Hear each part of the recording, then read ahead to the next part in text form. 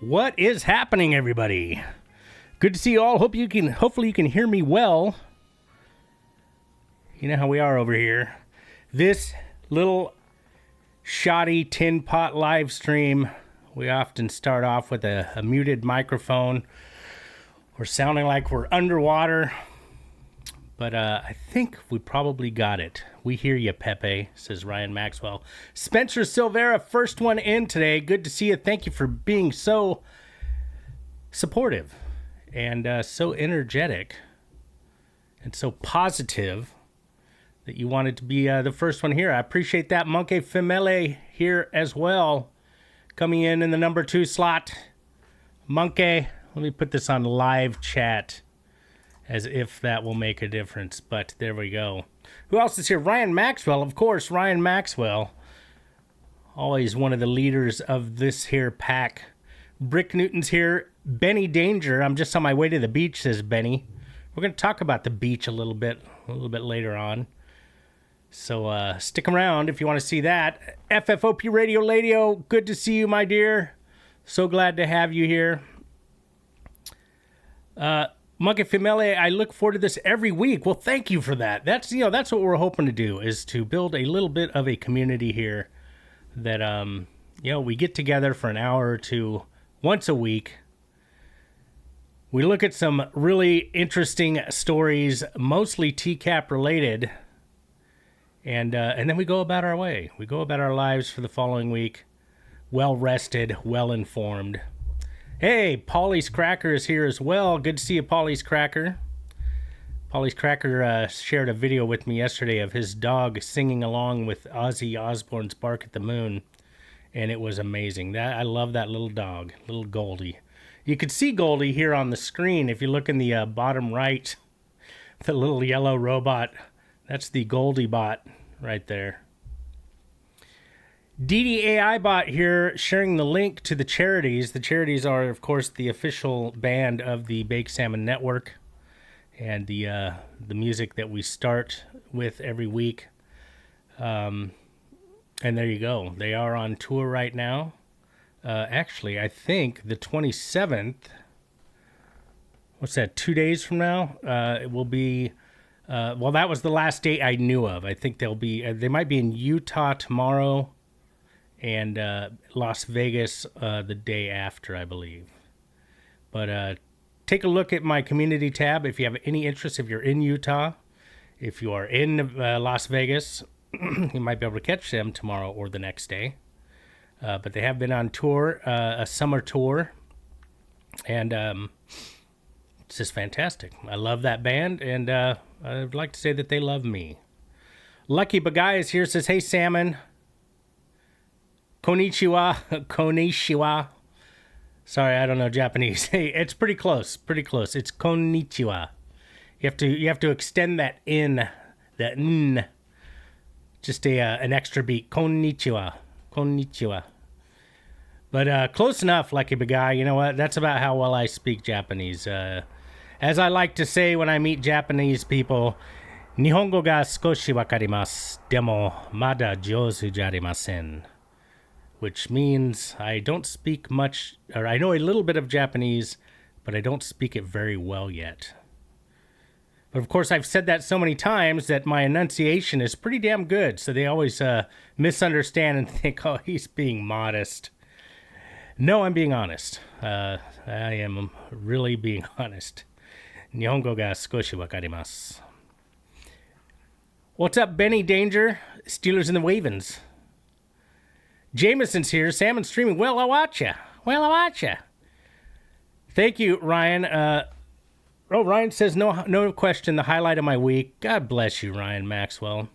You are the highlight of our week.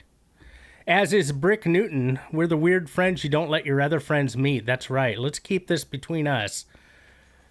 Lock your bedroom doors, your office doors for 1 or 2 hours on a Saturday. Don't answer the phone. And when people ask, where were you? Just, I'm having stomach problems. Or, I'm going through some things, all right? Yeah, but once a week? Always on Saturday evenings? Don't question it. Spencer Silvera, are you just being honest? I am just being honest. So, folks, you may have noticed, oh, God, like moths to a flame, Maxwell English just keeps coming. Here's Chris Hansen. Lucky Big Guy says, I've been listening to the Holy Lornography a lot. Thanks for the upload. Oh, thank you for that, man. That was quite the chore, as some of you probably witnessed in my my insanity-fueled community tab postings, where it's like, hey, new Lornography's out. Oh, new Lornography is not out. Hey, it's back out again. Yeah, it was a task, so I was happy to do it, and I'm glad that you've been listening to it. Lucky Bagay. I never know how people are going to take my version of Lauren's voice. There's certainly other people that do the voice better, but I definitely wanted to, it was a task. It's sort of like my overdue analysis. That was an overdue upload. I needed to do that, ever since they removed, or Shaman removed his. I've had this urge to re-upload. It had to be slightly edited for purity, for the YouTube gods, so that I didn't get the ban hammer.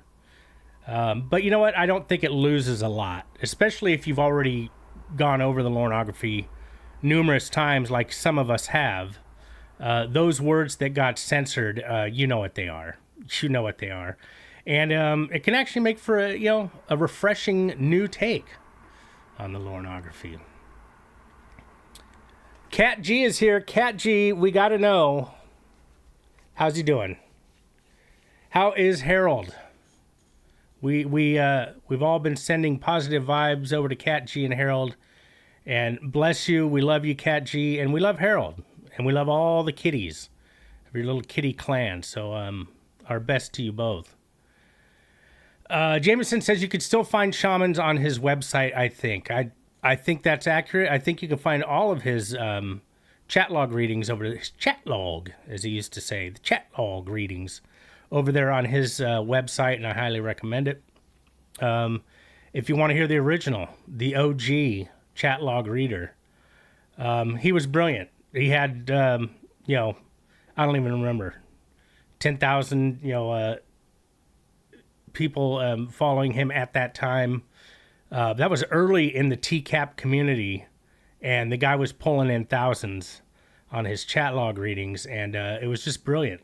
It was fresh, it was original, and he was definitely the OG. So, but because they're on his website and not his YouTube channel, people going looking for them on the YouTube channel will be sadly at a loss, come away empty-handed. And so that is why I decided to start doing chat logs on my channel. Maxwell English says, I'm a freak. There you go. No argument there, my friend. He was big. It's the Schlorts that got small. That's right. He was big. It was the Schlorts that got small. So we got word that another one of the predators has left this planet in an unfortunate accident. Salmon, how can you say that? How can it be unfortunate for a TCAP predator to pass on? Well, his car plowed into another car going the opposite direction, so that's your unfortunateness. We will be taking a look at that here in a little bit, and I have a little something to share with you all at that moment. When we look at that, let me put my shades on. Cat G says, regarding Harold, he's still in the hospital. Monday, our caseworker is going to try and find a facility for him to have a couple of weeks of rehab. Fantastic. He's pretty confused and talking a little crazy, but he'll be fine. Okay, well, you know what? That can happen. If you're in the hospital, I assume he's on painkillers. I'm not positive, but yeah. Again, Cat G, bless you. And blessings to Harold, and positive thoughts. Jameson says, to be fair, that guy was off this planet a long time ago. That's right. We are, of course, talking about Eric Thornton. Eric Thornton. There was a statue erected in my city in remembrance of Eric Thornton, and I'll share that with you folks next week. I didn't get over there this week to get a photo of that, but there is a statue here commemorating Eric Thornton. Believe it or not, in Japan, he was wildly famous, and so I'll make sure to get that photo next week. You'll notice that the stream this week, the palette cleanser stream, or even my thumbnail, the vanilla stream, is because you'll see in the thumbnail, I threw out the thumbnail from last week into the trash can because last week was pretty gross. And I knew what I was getting into when I went into it. That's why I read it. You know, he's noted as the absolute most vile chat log on the Perverted Justice website, and it's hard to argue with that. I couldn't even read the whole thing. As those of you that were here know. That stream, if you were not here and you'd like to hear it, is available to channel members. I did have to take it off of my channel early because it was so vile. I really thought that maybe YouTube would take exception to it. They may still, but I'm hoping that merely putting it into a channel members only state is some sort of buffer in the event that they decide that they don't like it. So, what are we going to do today, Salmon? Instead, what we're going to do is we're going to do some news. That's right. I've collected a series of news stories for you. There was a last-minute story suggested by one of my Discord members. Discord, the Bake Salmon Discord, Bake Salmon Network Discord also is a benefit for those of you that are channel members and or my patrons on my Patreon.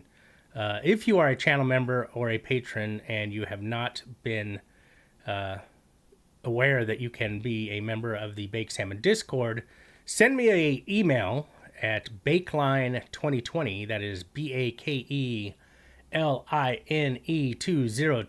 at Gmail. And if you're a channel member or a patron, we'll make sure that you can get your invitation to the Bake Salmon Network Discord. Ramiro-san's questioning whether this will be news of a monkey variety. Well, there's probably going to be some sort of animals discussed. How long were their arms? Hello. How short were they? Hey, Kayla. For every pred that dies, Robert Lyons grows stronger. Dude, I'm telling you. That guy was like 60, 20 years ago? Somebody could probably correct me in the chat. But that guy's got to be in his 80s. And he was looking like he had one foot in the grave back when he was on the original, what was it, Riverside Sting? Well, actually, was he aired? Can't remember if he was actually aired or if he was one of the unaired Predators, but what a creep. What a creep. Robert Lyons. For every pred that dies, Robert Lyons grows stronger. Bless you, Ryan Maxwell. That is facts. Straight facts. Kayla. Hey, Kayla. Sandman voice, please, and hi, sir. Dude. The Sandman voice. No, dude. All right, Mom. We can do it. Let's read it. Let's read the news like this, Mom. No, I can't do it. Actually, my voice is a little raw, so I'm gonna rest back on that excuse. Bless you, Maxwell English. I'll tell you what, man. We'll make sure that the very next chat log, and the AI bot's going to remind me of that, the very next chat log I read, let's do it next week, will be dedicated to Maxwell English, and I'll make sure to chat log with the Sandman voice. I assume that's what you mean by the Sandman voice. If I'm wrong, then please correct me. But just for that, for your support, Maxwell English, Next week's chat log reading will have the Sanman voice. Jameson said that I thought he was 28. Hey, there's George from down the hall. I like sucking and being sucked. I like to kiss. Well, I'll tell you what, George. Chat is chat, all right? And meeting up is meeting up. And you guess what? You met up. I like sucking and being sucked. Jesus. I like to kiss, Mom. Maxwell English says, you are correct. Well, there you go, Maxwell. Hold me to it. Next week is dedicated to our good friend Maxwell English. Let's see. Who else is here? Brick Newton, a member for 25 months. Woohoo, 25 months strong member. Look at that. And what is Brick Newton's... Brick Newton's got the flipping salmon badge next to his name, you'll notice. That's what you get at the 24-month mark. So good for you, Brick. I don't know if I noted it last time when you actually flipped over to 24 months. But there you go. That's the 24-month flipping salmon. I have to look. We have people that are, what, in the 30s? 30-plus month mark? I need to double check if I have the appropriate badge for when somebody gets to the 48-month mark. And I think we have a few people approaching that. But bless you, Brick Newton. Thank you for the support. Long-time support, it appears. Let's see. George from down the hall. Look at me, Mom. There you are, George from down the hall, being featured on the Baked Salmon live stream. Let's call Mom right now. Let me open up Skype. What's her number? No, I'm just kidding. Maxwell English. Wait, Cat G, rather. Me. 39 months. There it is. Cat G, a member for 39 months. So I think you must have gotten the Pepe badge at 36. So we gotta look out for that. I gotta make sure I have a badge for you. Hey, Kayla. You need to do some work. You have time now, respectfully. Hey, you have time now, respectfully. Okay. Maxwell, you do what you have to do, my friend. Be here next week because the stream will be dedicated to you. The iBot is working feverishly to take a 5-word note. Don't dedicate stream to Maxwell English. And you will get the Sanman voice. Akoto Jess is here. Akoto Jess, what are you doing, my friend? What do you say we get together in the Discord afterwards, Akoto Jess? I was talking with our good buddy Matt. And Matt said, you know what we need to do? We need to do a voice chat in the Discord with Akoto Jess. So thank you, Matt, for making that excellent suggestion. At work and watching UFC. Okay, well, if you're available, we'll go in there and we'll see if you are available, my friend. It does seem like whenever we finish the stream, you're at work, but we need to find a time to get together with you in the voice chat. All right, good. Good. He says, yes, today is fine. All right, you guys, thank you all for the support and for being here. Let's get this started. This is a vanilla stream, the Baked Salmon Bakeline edition. I'll see you in a minute.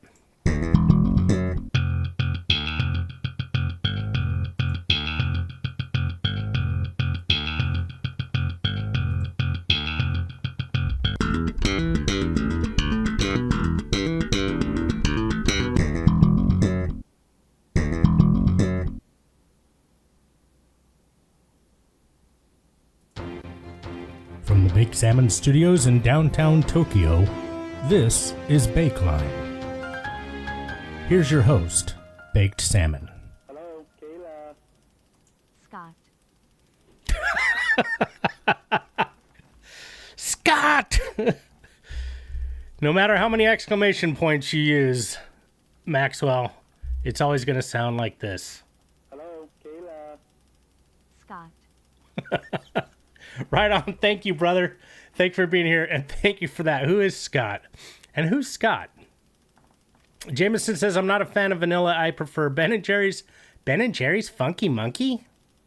Okay, then you can lick it off me. I was looking for work, Maxwell English. All right, my friends. let's dive into this. I got well, it was 10 news stories until somebody who shall not be named posted a rather appalling headline into the Discord. So I will be mentioning that here as number 11. But we started with 10 this morning. Here we go. And these are just, like I said, the whole thing is a palate cleanser because last week's chat log was really disturbing. And I was working with the AI bot on this week's stream, and I was saying, you know what? I just can't do it this week. I just can't do it this week. This was, last week was so grim. I started reading a chat log this week. I'm like, oh, this will be a good one for this week. And, you know, it had the typical, the schlorts and the shaving and the back door. And I'm just like, I need a break from this. I'm sure my viewers could use a break. Sunset Guitar, did you miss your shout out? You're right there. I see you. Sunset Guitar, everybody. A rather prolific musician. Check out their channel. Sunset's on a roll, man. You're putting out a lot of music in the last couple months. So there you go. Hey, you are my hero, brother. Max Williams says backdoor, sir. Yeah, Brick Newton, I still feel dirty from last week. Absolutely. All right, well, we're gonna get started. Good to see you here, Sunset. Good to see you here, Aunt Jeff. It was, Master. It was, Master. Let's do the news, Master. Absolutely awful. All right, here we go. Story number 1. Dustin Eby, 35, a middle school math teacher from North Texas, has thrown his hat in the ring in a big way. He changed his legal name to literally anybody else. I'm not kidding. Look at his license, his driver's license. He changed his legal name to literally anybody else and is running a write-in campaign for president of the United States in Texas, where he didn't get enough signatures, I should add, to get on the ballot, and Tennessee, where he did get enough. ABC 13 TV reported that Else has revealed his running mate, Neil David Sutz, a New Yorker who currently is living in Switzerland, of course. Where else would your prospective vice president be living? Else said that Americans deserve better than the divisive partisan electoral system we currently have. Not going to disagree. I won't disagree with Mr. Else. This name gives everybody something to point to channel, that being to one movement, to one message that could hopefully have a meaningful impact, Else said. And there he is, folks. That's not a joke. It's not a joke, man. Corn Pop was a bad dude. This is not a joke. He's changed his name to literally anybody else. Now, here's what I have to say about that. I support it. I really do. There's, I guess, what is that? His Twitter bio? Is that what I'm looking at? Oh, Facebook? Okay. I support this. Absolutely. Because because you know how it is. We basically have a two-party system. And if you're not voting for one or the other, I would like to suggest that if you're not voting for one or the other, please go to the ballot box and vote for literally anybody else. It is legal to write in a candidate, I believe. And I don't believe I'll go to jail if I'm incorrect on stating that. But I'm fairly certain, even if a person does not get on the ballot, you are legally allowed to vote for them by writing in the candidate. So I suggest... I mean, is it a meme? I don't know. Well, it's absolutely a meme. Was that his intention? I mean, he went through the effort of changing his name legally on a license. Now, that's in Texas. I don't believe it's that easy to do in California. I think you have to petition the courts. You have to run, and maybe he did all this, run public notices. What are those called? Public notice blotters or something. To get your name legally changed. And I think you have to have a reason, like a health or legal reason. He does kind of look like that kind of guy, though.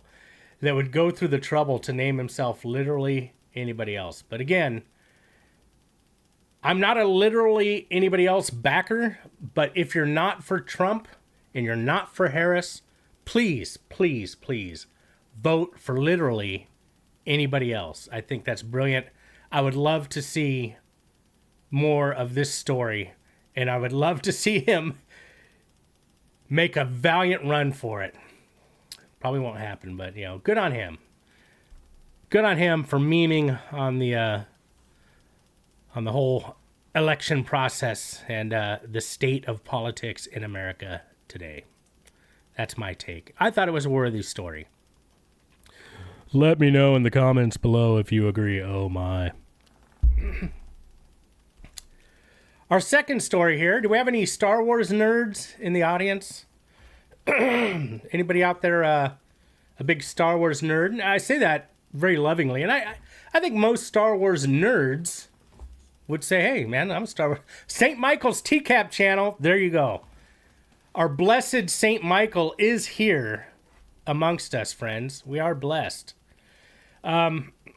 Personally, huge fan of the original trilogy. my enthusiasm for it fell off after the original trilogy. I got a story here for you. This story is going to be dedicated to St. Michael's TCAP channel because I happen to know for a fact that this man is the greatest Star Wars nerd I've ever known. And you know I love you, St. Michael. I sort of base my TCAP intentions off of your teachings. Here we go. St. Michael's TCAP channel. Of the 21 books I've read this year, 14 of them have been Star Wars novels. This guy's Star Wars. I'm telling you, folks, I've seen his collection. He shared it in our Discord. This guy is not kid around. All right? All right, this story is dedicated to St. Michael's TCAP channel. Let's keep going. Here we go. The Force is definitely with these folks in Mexico City. Students of the Jedi Knight Academy who meet in a park 4 nights a week to practice their lightsaber dueling skills. This is what the Associated Press reported on June 21st. When students arrive, some of them drop the saber, said instructor Ulysses Vasquez, who's known as the Jedi Master. He said they go on to become excellent athletes and excellent lightsaber fighters and fencers.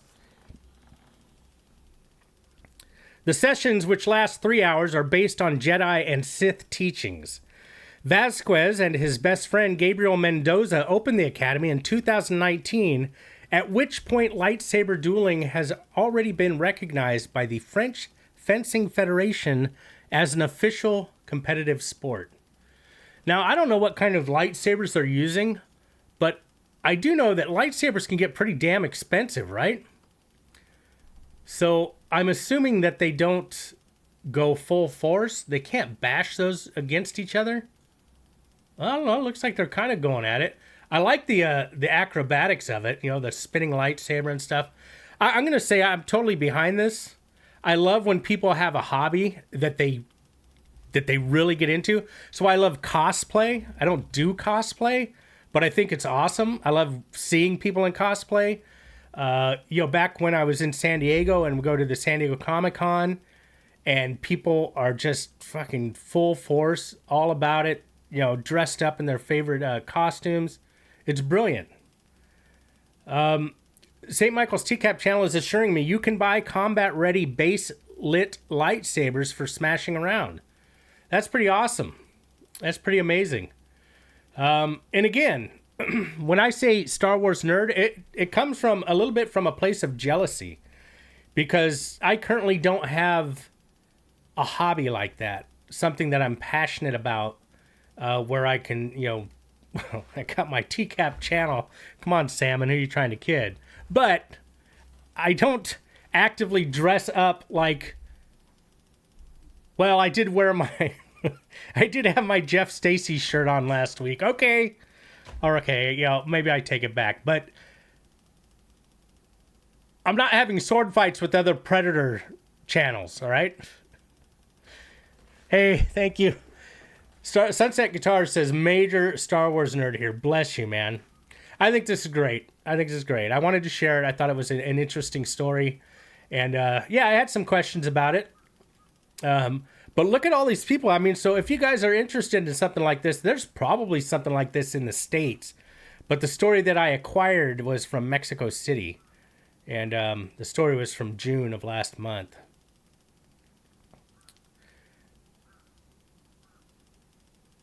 Sunset Guitar, I love you so much. I would marry you right now. That's how much you mean to me. And that's how much I love you. Thank you for that, Sunset Guitar. Channeling his inner Lorne. Al Madondo says, well, since you're the first one to ask, we'll let you go. Who did they say that to? That was in Riverside, right? Since you're the first one to ask, we'll let you go. Who was that? Brick Newton says, a tab of acid, a nice folding chair. Oh my God. It's like the Tim and Eric. Dude, that would be awesome. Good call, Brick Newton.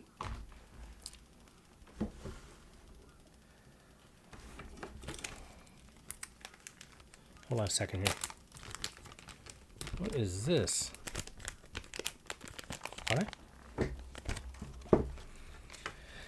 What is this? Anybody know what that could be? I'm not going to say it, but those who know. Now look what I scored. I met somebody for lunch recently, a buddy that I met on Reddit, and they gave me a pack of zigzag tobacco. No papers, just zigzag tobacco. They thought I might like it. Oh my! But it sits here in my drawer. All right. Stephen Coates, was he the one? Was he the first one? Thank you, Gnomes. Good to see you, Gnomes. By the way, I think I skipped over you by mistake back at the beginning of the show here. But I did see that you came in. Good to see you here. Jameson says, nerds must be Asian like Shinster. That's right. Shinster. Brought you strawberries and a koala bear. Speaking of Shin's koala, how's Shin's koala? Anybody ever see that cat? Is he still around the community? Shin's koala was always a pretty straight shooter. As I recall, oh my. It's been a couple of years, I think, since I had any interaction with that fellow. Anyways, I'm getting sidetracked here. Let's move on to the third story. Our third story is... Anybody here ever do any meth? Because I'm just going to suggest that this guy might have done a little bit of meth. Just my guess. All right? Spun much? I mean, seriously. When police in New Smyrna Beach, Florida, were called to a Walgreens store around 3 a.m. on July 15th, they could see a man inside helping himself to a pack of Newport cigarettes. They talked Christopher Morgan through unlocking the front door and asked him if there was anyone else in the building. In apparent confusion, he replied that he didn't know. I came in here to use the bathroom, he explained. But that was more than 5 hours before, at around 9:40 p.m., when security footage showed him entering the restroom. He didn't come out until 2:42 a.m. When police asked him what time he thought it was, he said, probably 11 o'clock. While locked in the store alone, Morgan feasted on junk food. Tostitos spinach dip, chips, Reese's. Look at this Reese's right here. A Reese's peanut butter bar. That looks epic. All right. Reese's, Ghirardelli chocolate and Dr. Pepper. Morgan resisted arrest and spit on an officer. He was charged with burglary and larceny petite theft. Larceny petite theft. Am I reading that right? I thought it was petty theft. Hold on a second. You guys can't see this. I'm going to Google it. Petite theft. Petite theft definition. The meaning of petite theft is the crime of stealing something that does not have a high value. So is petty theft the same thing? Petty theft. Oh, here we go. Petty theft versus petite theft.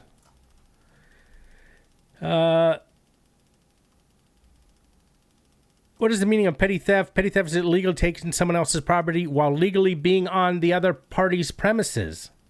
That's petty theft. Petite theft is the crime of stealing something that does not have a high value. I see. Okay. Petite theft.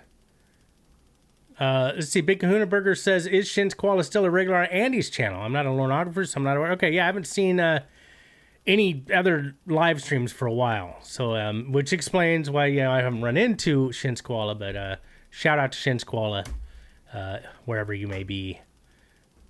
Blessings upon you, and hopefully you are in good health. Ryan Maxwell says, Baked Salmon, we had something like this happen at my old Walgreens store, but we had only been closed about 15 minutes. Scared the absolute crap out of us when he walked up front. I'll tell you what. I can see this becoming a TikTok challenge. Actually, I'm calling it right now. This will be a TikTok challenge. The challenge being go into a bathroom of a store and wait in there till after they're closed and then come out and put it on TikTok and go, I'm zany. Look at me. I'm nutty. I kind of want to do that. Because how much he only got charged with but he's stealing something. What would you be charged with if you stayed in the bathroom for 5 hours and then came out? This was already a challenge with IKEA. Oh, thank you, St. Michael's TCAP channel. I do seem to recall that. People staying the night in IKEA. Bless you for that. I do remember that. There was also a web series. Was there not a web series filmed entirely in IKEA without their permission? I think there was. And that's hilarious. And I feel like I've seen it or some of it, but don't recall. There was a couple arrested after filming hiding in Walmart, I think, says Brick Newton. I think you are all correct. All right. There you go. Well, now I'm wanting a Reese's bar. I've never heard of the Reese's bar, but damn, that sounds good right now. Sunset Guitars inquiring, do you want to see what's in my pants that begins with a P and ends with an S?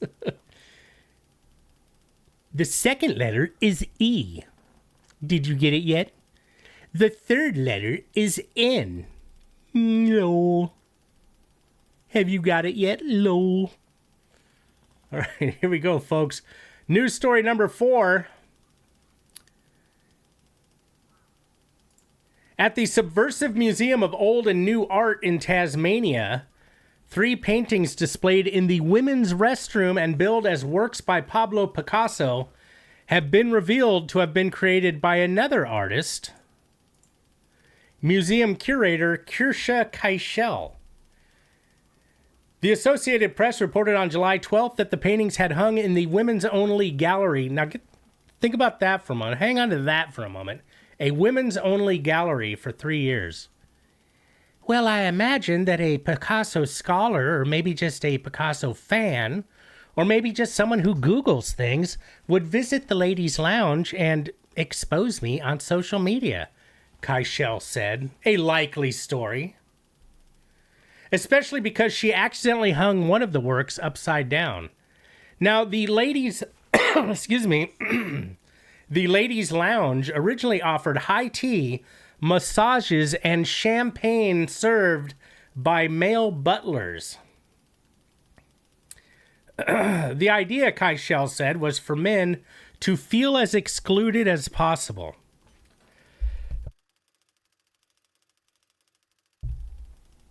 This has got to stop. No, I'm kidding. The idea, Keichel said, was for men to feel as excluded as possible. But when the Tasmanian Civil and Administrative Tribunal ordered the museum to allow men in, Keichel installed a working toilet in the space and called it a restroom. When The Guardian asked Keichel about the authenticity of the Picassos, she confessed that she had painted them. So, once again, what she did to to make this women's only gallery acceptable was she just installed a working toilet and called it the ladies' room. The ladies' room. I just kind of find it funny. Now, let's go back to where it says, the ladies' lounge originally offered high tea, massages, and champagne served by male butlers. That's fine. But it is kind of funny to imagine, could you... Hold on a second here. Note to self. Open a men's only lounge that serves beer, happy endings, and nachos by women dressed in skimpy outfits. Addendum. Call it a strip club. All right, there we go. And that's that story. I do think it's kind of funny. I like the... I like, like people... I like the painting of fake art and, not... I assume they didn't put a placard on it that said this is an original Picasso. Perhaps they did. That's still a troll that I can support. Nobody gets hurt. It's funny. It's interesting. And they hung in the gallery for 3 years without anybody, commenting on it. Let's see. Let me look at the image of this gal. Yeah. Now, when I look at that painting, I'd say that it's, it's very Picasso-esque. I assume it's based off of an actual Picasso.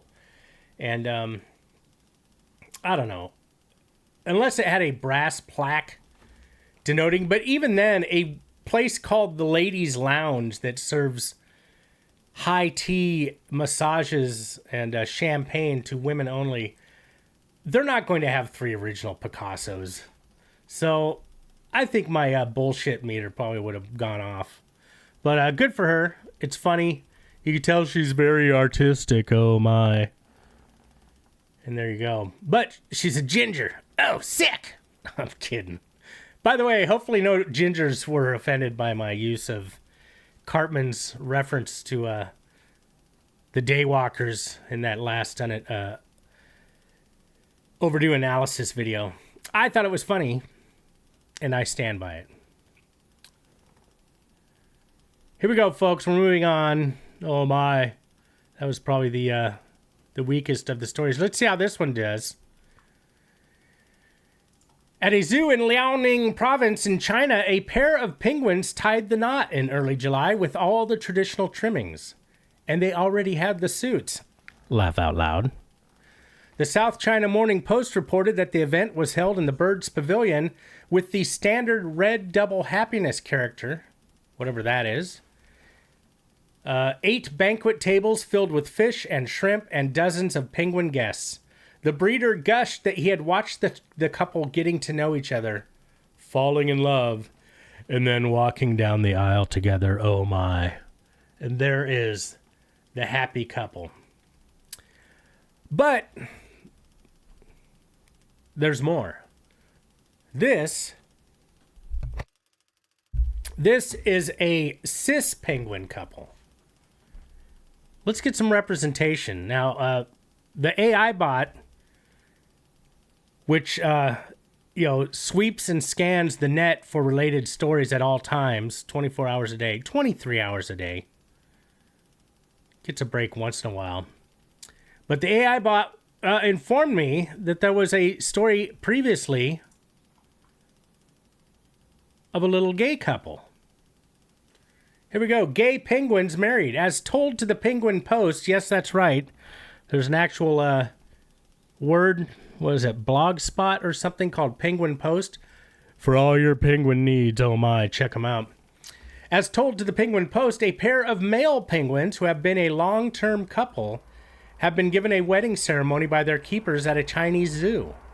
The African male penguins have turned out to be such a great parenting pair Their keepers have thought that they deserved a reward and recognition and held a ceremony for them. They were once given the cold shoulder at the wildlife park in China for stealing heterosexual penguin couples' eggs to nest as their own. But after being allowed to nest with eggs rejected by other penguins, the couple have become the zoo's best penguin parents. Shout out to these two. Now, keepers at Polarland Zoo in Harbin, Northeast China have rewarded their devotion with a wedding day. One wore a tie and the other was dressed in a red blouse, a traditional Chinese bridal color. I'm going to guess that a little bit of assumption was done on gender, but okay. Allegedly, they were both male. Why would you dress one as a female? Oh, my. Both or none is how we're going to go with this, how we're going to play it. As they stepped into their icy wedding room to the music of the wedding march, keepers then served them their favorite dish for the occasion, spring fish. They have been a good couple and they deserve their reward, said one keeper, and I, for one, second the motion. Wow, that is a lot of penguin news on a show by a man who portrays himself as a trout that acts like a salmon. That identifies as a salmon. How's that? A man who portrays himself as a trout that identifies as a salmon. That is a lot of penguin news. There surely can't be any other gay penguin stories, right? Wrong. This one, I should have added a little Chris Hansen right here, and you'll understand why here in just a moment. The Penguin Post, that's right. I had to look for other gay penguin stories on the Penguin Post. The Penguin Post has learned that the planned separation of a gay penguin couple north of the border at the Toronto Zoo is causing a commotion both among zoologists and the LGBTQ media. As the Toronto Star is reporting, Buddy and Pedro have not only been inseparable, but have also shown signs of traditional mating behaviors. Here it goes, folks. This is where the Hansen head should come in right here. Do I have a Hansen anything right here? He's what perverted justice call a fast mover. There you go. Bred in captivity, 10-year-old Pedro and Buddy, age 20, came to Toronto from zoos in the U.S. as part of a popular African penguin exhibit which opened at the zoo in May and formed a connection as members of a bachelor flock. According to the Star, it's a complicated issue, but they seem to be in a loving relationship of some sort. Said Joe Torsak, chief of the Toronto Zoo board. Said Joe Torsak, chair of the Toronto Zoo board. But sadly, even though the pair frequently engage in courtship and mating behaviors that females and males would do, according to one zookeeper, zoo officials say that they intend to separate the birds from each other and pair them with females for breeding, as African penguins are an endangered species. That's a little sad. You know, we all look to find love in our life. Penguins too, apparently. And good to see you, Printo. Are you a gay penguin? 'Cause I'm a gay penguin. Fake salmon from Brian Maxwell. If these two crazy kids can't make it work, what hope is there for the rest of us? I'm telling you. Bless you, Ryan Maxwell. It's always something astute with this guy. But yeah, they're an endangered species. They should be mated or paired with females. It goes on here to say same-sex companionship among penguins is actually quite common. In 2009, Zed and Vielpunkt. I wonder which country Zed and Vielpunkt are from. Two male Humboldt penguins at Germany's Bremerhaven Zoo became the proud parents of a healthy penguin chick hatched from an egg fertilized by another penguin couple. They try to get tail, but it's the wrong type, says Brick Newton. Well, that's a pretty sad story there, right? I mean, these two lovers were torn apart or torn away from each other and forced to pair with females. But this just in, the zoo that reported that that the penguins would be paired with females, but would be reunited after the deed had been done with the female penguins. So it does have a happy ending, oh my. All right. Do we have another penguin story? I don't think so. All right, here we go. News story number 6. As Sam's Club workers in Atlanta prepared to close the store on July 10th, a family of 3 women arrived 2 minutes before closing time, hoping to order 2 whole pizzas. Workers told the women it was too late and tried to summon a manager, but before they could, Andriana McKnight, a freak, the mother, moved into the kitchen and punched Sierra Monroe in the face. The daughters also came into the kitchen, joining the fight. Other customers tried to break things up. Monroe said the blow to her face left her with a scar and she would like more security in the store. I just feel like we need to have security from the moment we open to the moment we close. Every day, 7 days a week, she said. I don't know how well you guys can make out what's showing on the screen here. These 3 women are definitively wilding out. They showed up 2 minutes before closing, tried to order 2 whole pizzas and were told they couldn't. And, they did the only rational, logical thing. They came over the counter and attacked the worker that gave them the bad news that we're sorry, we can't give you a pizza at 2 minutes before closing. So these people are pieces of shit. I hope this doesn't qualify as any problem with the YouTube overlords as being, a glorification of bad deeds. I think it's blurred enough, I hope. But there you go. I still thought it was a story worth highlighting because I hate pieces of shit like this. I eat pieces of shit like you for breakfast. You eat pieces of shit for breakfast? There you go. Wilding out in a Sam's Club. More like, Brian Maxwell says Sam's Club, more like a blur club. Yeah, no, that's intentionally blurred. I cannot share people misbehaving. Not when there's blows being landed. Printo says, random useless fun fact, I was actually born in Atlanta. Hey, that is fun. Thank you for sharing. Printo said, I went to Atlanta 1 month before this. Imagine if I had been there while this was happening. You could have gotten into the fray. Yeah, what is wrong with people, says Brick Newton. They're pieces of shit sometimes. So there you go, wilding out over 2 pizzas and a Sam's Club. Bless you. Are you guys able to hear the news ticker, by the way? I added a news ticker sound, but I'm not sure if you guys hear it. Hopefully I'm not competing with it. My intention was to sound like an actual newsroom.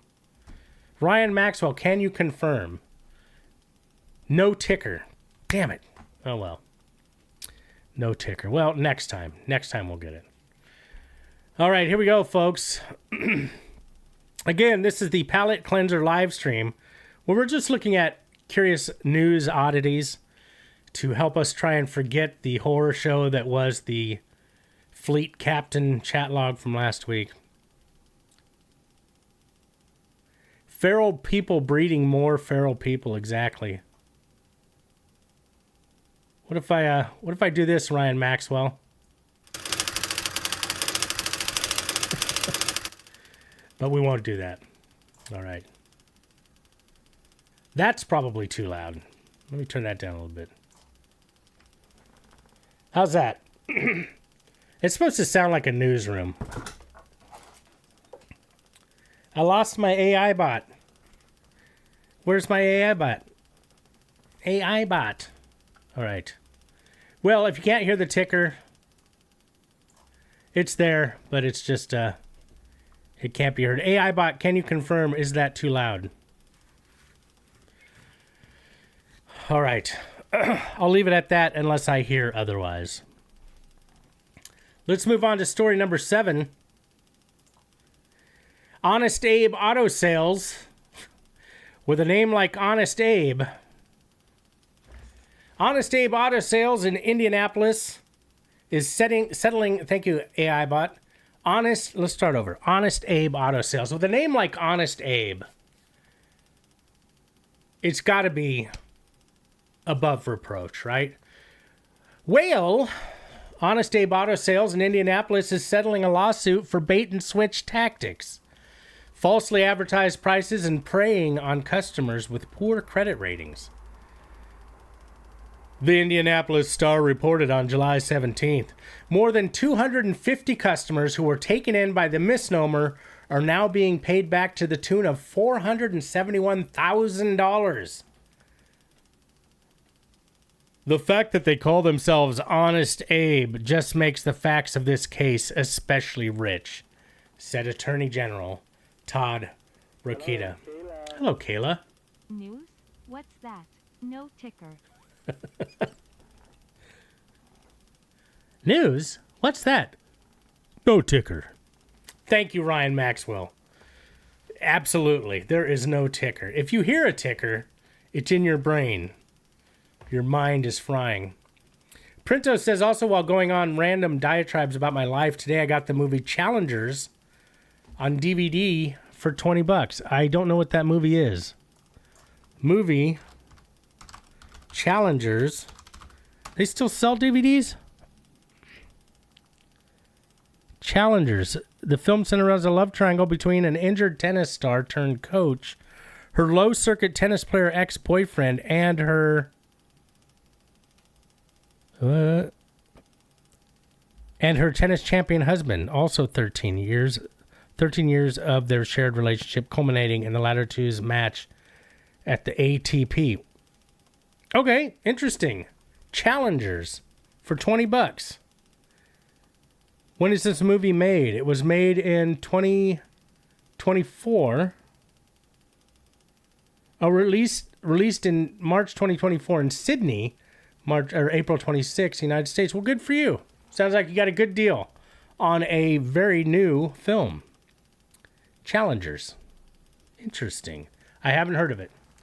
But good job. That is a random diatribe. And I love random diatribes, so keep them up. Absolutely, Printo. It gives me something to talk about. Oh, my. Moving on to the next story. Sorry, that was a weak story, but I did think that it was humorously ironic to name yourself Honest Abe, and the next thing you know, you're re-gifting or refunding, I should say, $471,000. I wonder if they'll even be able to stay in business. Moving on, number 8. I bet you didn't know about the Merlympics. You probably know about the Olympics in France, which I love the Olympics, by the way. I love watching Olympic sports. I love the competitiveness, the sense of national pride. I will say that the opening ceremonies were the worst I've ever seen. Just did not vibe with me. It was, I don't know. Can you call it woke? I guess. It was too artsy. It was like, hey, look how artsy we are. It's like, okay, back away from the artsiness, all right? Let's do something fabulous and amazing. And then it, ended with the balloon rising up. I don't know. It just didn't do it for me. It was and it's one of the things in the Olympics that I always look forward to. Akoto just said that they announced South Korea as North Korea and raised the flag upside down. That I did not notice. I did not hear that. Total shit show, right? Haven't watched any of it. No interest anymore, says Brick Newton. Yeah, you didn't miss anything on the opening ceremonies. It was just way too over the top. Look how edgy and artsy we are. They what's the word? They blasphemed the Last Supper. Like, why would you do that? Now, I'm not even a religious guy, but you don't do that. And I've seen people mention, on the internet, like, boy, let them try that with, Islam. Like, yeah, let's blaspheme something from Islam. They wouldn't dare do that. But why is it okay to, set up the Last Supper with, men dressed as women? It's foolish. It's stupid. It was not upsetting. It was, what's the word? Disappointing. It was a letdown. It was like, man, every year I like the opening ceremonies. This one, all right. It is what it is. Again, it's just somebody trying to be way too artsy. Okay, dude, we get it. You're not like the rest of us. You're clever. All right, well, I bet you didn't know about the Merlympics in Geneva, Switzerland. This I can get behind, sure. Again, it's funny, it's nerdy, but it's people doing their own thing.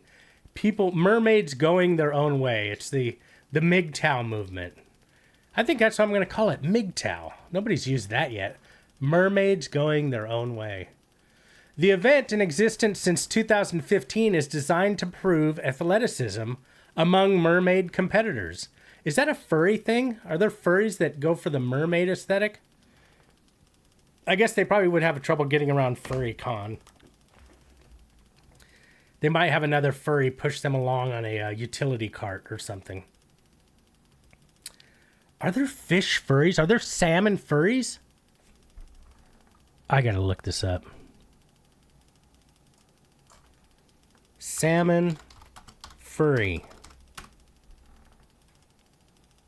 Oh, God. Yeah, don't Google that. I think that's, what's that called? Rule 34 or something? Yeah, we'll leave that one. Okay, never mind. Forget I mentioned salmon furries. Let's see. At the May Games, Mia Sim, 22 of Provo, Utah, secured her title as the fastest mermaid in the world. Sim has been mermaiding for 10 years. At the Merlympics, athletes must compete in 5 categories, including ecology, which is diving to the bottom and picking up trash, underwater posing for photographs, and rescue, which is swimming to save a submerged dummy, all while wearing full mermaid or merman gear. It's not a skill that's easily learned, Sim said of mermaiding. This type of restriction on your body is very difficult for people to understand. She has now been inducted into Team USA and hopes other Utah mermaids will aspire to such heights.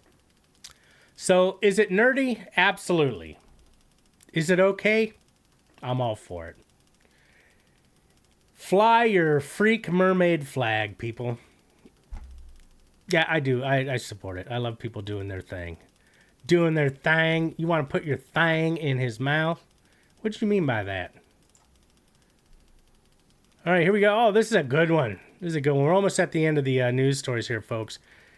Here we go. Number 9, Roger Allen Holmberg, 75, pastor of Grace Baptist Temple in Anchorage, Alaska. Shout out to all you Eskimos in the salmon community. Was arrested on July 2nd after assaulting his wife, who has epilepsy, on a flight from Seattle to Anchorage, ABC News reported. Seattle to Anchorage, how long could that flight be? If that's a 2-hour flight, I'm surprised. Yeah, I'm looking it up. How long flight Seattle to... I should have looked this up already.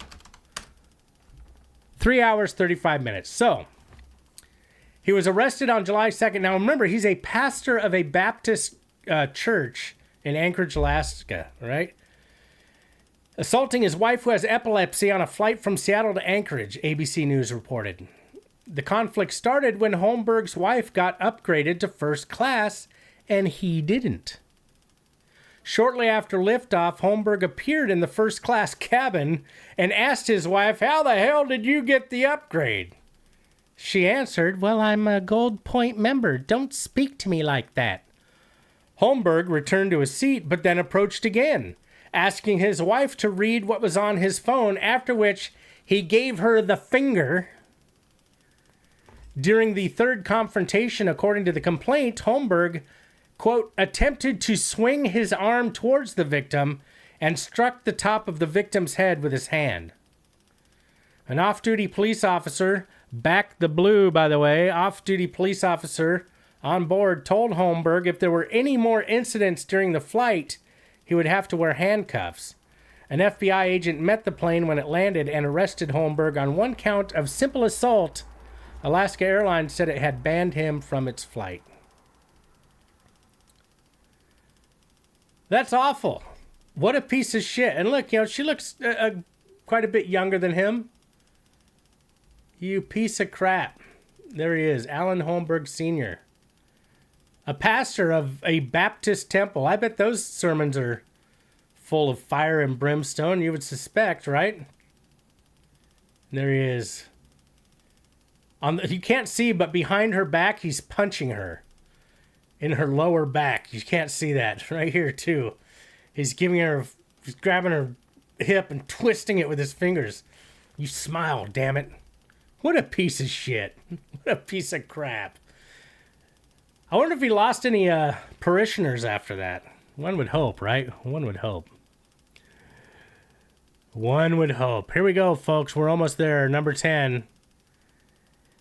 After Daniel Jean, 39, and Esme Valdez, 38, of Brooklyn, New York, exchanged wedding vows on June 27th, they celebrated with friends at an unconventional venue. The New York subway L train, according to the New York Post. The couple hosted 20 invited guests plus a bunch of strangers. Oh, is the music playing? Hang on a second. How do I do that? There we go. Yeah, I don't want to get the stream shut down. Sorry about that, folks. Sorry about that. I thought we muted that AI bot. All right, well, hopefully the stream doesn't get taken down for that, but here we go. After Daniel Jean, 39, and Esme Valdez, 38, of Brooklyn, New York, exchanged wedding vows on June 27th, they celebrated with friends at an unconventional venue, the New York subway L train, according to the New York Post. The couple hosted 20 invited guests plus a bunch of strangers. On July 2nd, at a dope reception, Jean said, "We didn't have the money to do the dream reception that I'd always envisioned," he said. But for only $3,000, the couple had food catered by O's Grill Spot, a cake, drinks, and music. Valdez was charmed. "When I walked onto the train and saw everything, I thought, wow, I picked the right guy," she said. "Our reception was all about love." Now, look at this, folks. Is this ghetto? Oh, it's ghetto as hell. Is it epic? It's totally epic. God bless them, man. They wanted a reception for $3,000. Not only did they get it catered and have their own guests, they had a DJ. Does it say who the DJ is here? Shout out to the DJ. It doesn't say in my news bit who the DJ was. But then anybody who got on the train got to join the party too. Now, what's not clear is did they get permission? Or did they just load this shit up on the train and set up? I assume they got permission. But how cool is that? And I apologize if the music was blasting there. I assure you that when we did the stream setup last night, we muted that. And, well, something happened between then and now, so. Alrighty, there you go, folks. Let's, oh, wait. We have one last story. Shared by somebody in the Discord who shall go unnamed. I'm not even going to read the story. I'm just going to let you guys read the headline. All right? I'm not going to read it because I don't think YouTube appreciates this. But it was, in fact, worth sharing. And to that individual who shared this in Discord, I will say, my hat's off to you. Or should I say, Asbury Brad's hat off to you. All right? Yes, his name was Cheyenne Schmaxwell. A likely story. Here we go, folks. I'll let you read the headline. I'm not going to read it myself. Oops.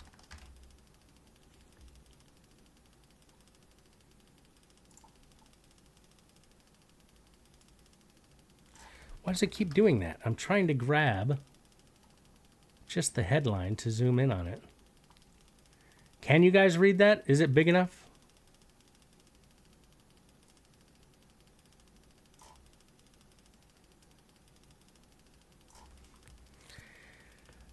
I'll leave it up until you guys confirm that you can read it.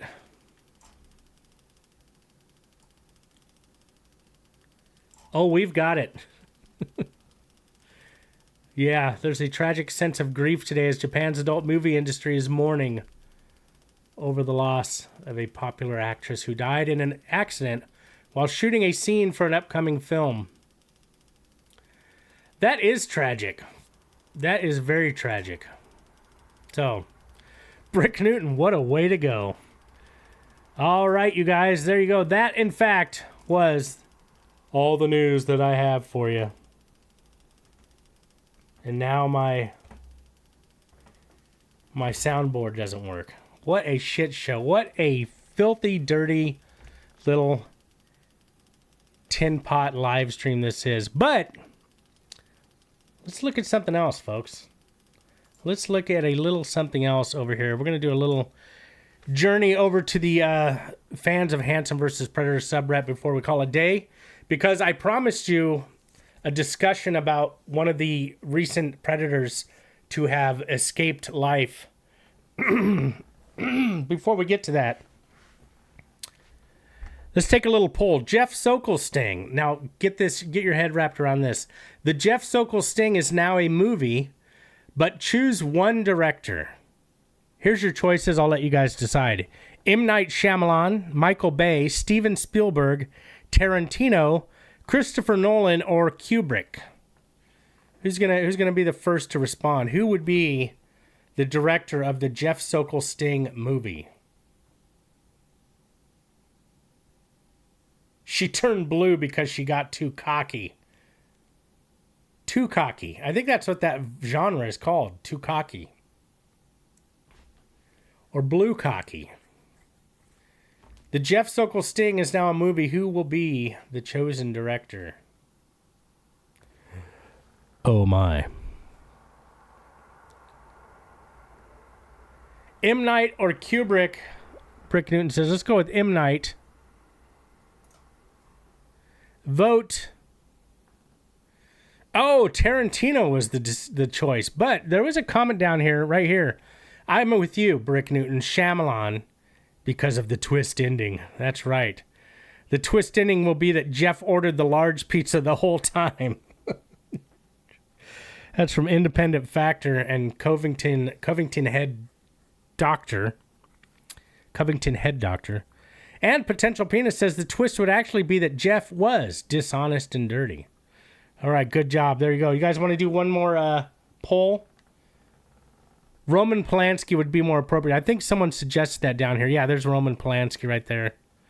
Someone said Bryan Singer, David Fincher, and someone said Tarantino would make that movie so sleek and stylish. TCAP the movie. It's one day, folks. One day. We're still talking about TCAP today. So, yeah, somebody with connections will catch on and write that movie, and it will be produced.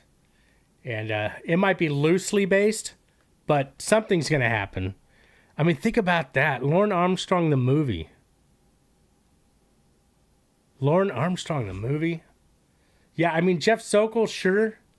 But Lauren Armstrong, the movie, it practically writes itself. It did write itself. That thing's, that play, what do they call it? A play... Screenplay? That screenplay is as thick as a telephone book. All right, here we go, folks. One more poll for you. Giggity.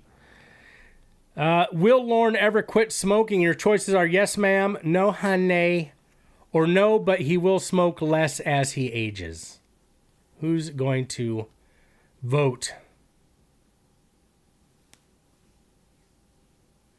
Get Gary Busey to play Lorne. Nice. No, honey. Will he ever quit smoking? No, honey. Ryan Maxwell. Ryan Maxwell, you got it. You nailed it on the head. Look at that. 40 people with no honey. 6 people say no, but he will smoke less as he ages. Here you go. Here's the actual answer. He'll quit once you trot your ass up to Maine. That is absolutely the correct answer. All right. And me sucking on your little sweet spot. I want to taste you for real. Now, what could anybody say that could be funnier than that, right? Let's see. Probably can, probably will. This is what I thought was funny and why I thought I'd showcase this one. Is the comment, a little late to be sucking on sweet spots, isn't it? Yeah, it is, isn't it? Dude. And me sucking on your little sweet spot. A little late to be sucking on sweet spots, is it? Yeah, it is, isn't it? That's fucking hilarious, man. That is hilarious. All right. Jeff Sokol can never take a good photo without looking dishonest and dirty. This person says, it's funny how Lorne is one of the most well-documented MFs on the internet. There are multiple pictures of his ball sack from multiple angles, while Sokol is like a cryptid. His photos are grainy, his sightings disputed. I'm not saying one is better than the other, just an observation like how we have thousands of lines of poetry by Homer, but only a handful by Sappho. Look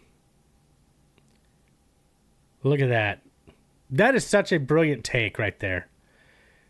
Let me read that part again.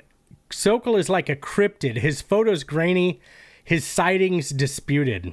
It's so true. And I love that, I don't know how many of you use the Fans of Hansen versus Predator subreddit, but I love that it's an ongoing, meme, basically, that we got to capture Sokol in the wild. Somebody's got to capture Sokol in the wild. We need to know more about this guy. And then there's people who, whether ironically or unironically, dispute, the ridiculousness of focusing so much on Sokol. There's people who debate Lorne is more interesting, Sokol's more interesting. I just assume at all times that people are joking because it's just a stupid, funny, ridiculous hobby, and that's what I love about it. Which brings me to this next post. All right. This is the kind of thing I look for when Puzzled Pelican is here. Puzzled Pelican, fantastic to see you. Puzzled Pelican. Puzzled Pelican, were you a game winner? I feel like I wrote Puzzled Pelican somewhere at some point. Puzzled Pelican says, Slam and Salmon, hope you're doing well, my friend. Your recent complete lornography video is incredible. Amazing ASMR. Bless you.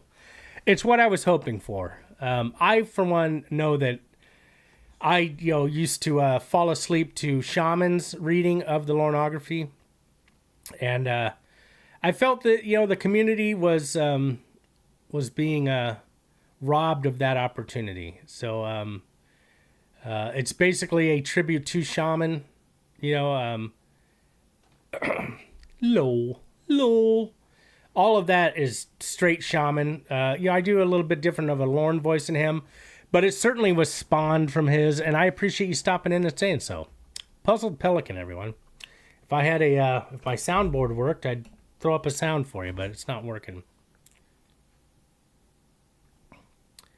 If it's going to be about pizza, can we just set this thing in Chicago? I can find places that make Planet Pizza taste like cardboard.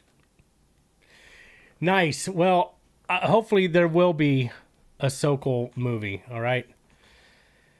But back to my point here, before I forget it. Thank you for coming in, Puzzle Pelican. You're awesome for telling me so. It definitely was my intention. This person says, here's a post, an example post of what I love on the Fans of Hansen vs. Predator. This is from Walking Down 46. I made it to the beach today. Might get a cookie after this. Pretty simple, right? Pretty simple. Okay. Yep. They're making a Michael Willis reference. Okay. They're at the beach already. Might get a cookie after this. It's good. It's fun. It's lighthearted. Share it. But then you get people in the comments that'll say stuff like, those hotels are cute. Built good. All right, I like it. I like it. Well, yeah, I mean, it's a common thing now. To eat cookies at the beach? Well, to eat anything at the beach. I'd fucking love it. And, you know, it just gets better. Do you have your fishing license? Are you wearing your SpongeBob jacket? This looks like Atlantic City. Did you tell your other brother you were going there?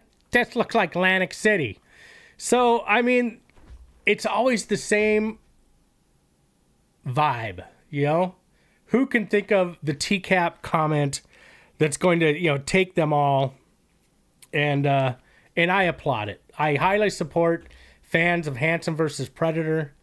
We actually need a shirt, I think, with the... Where's the header? Can we see the header?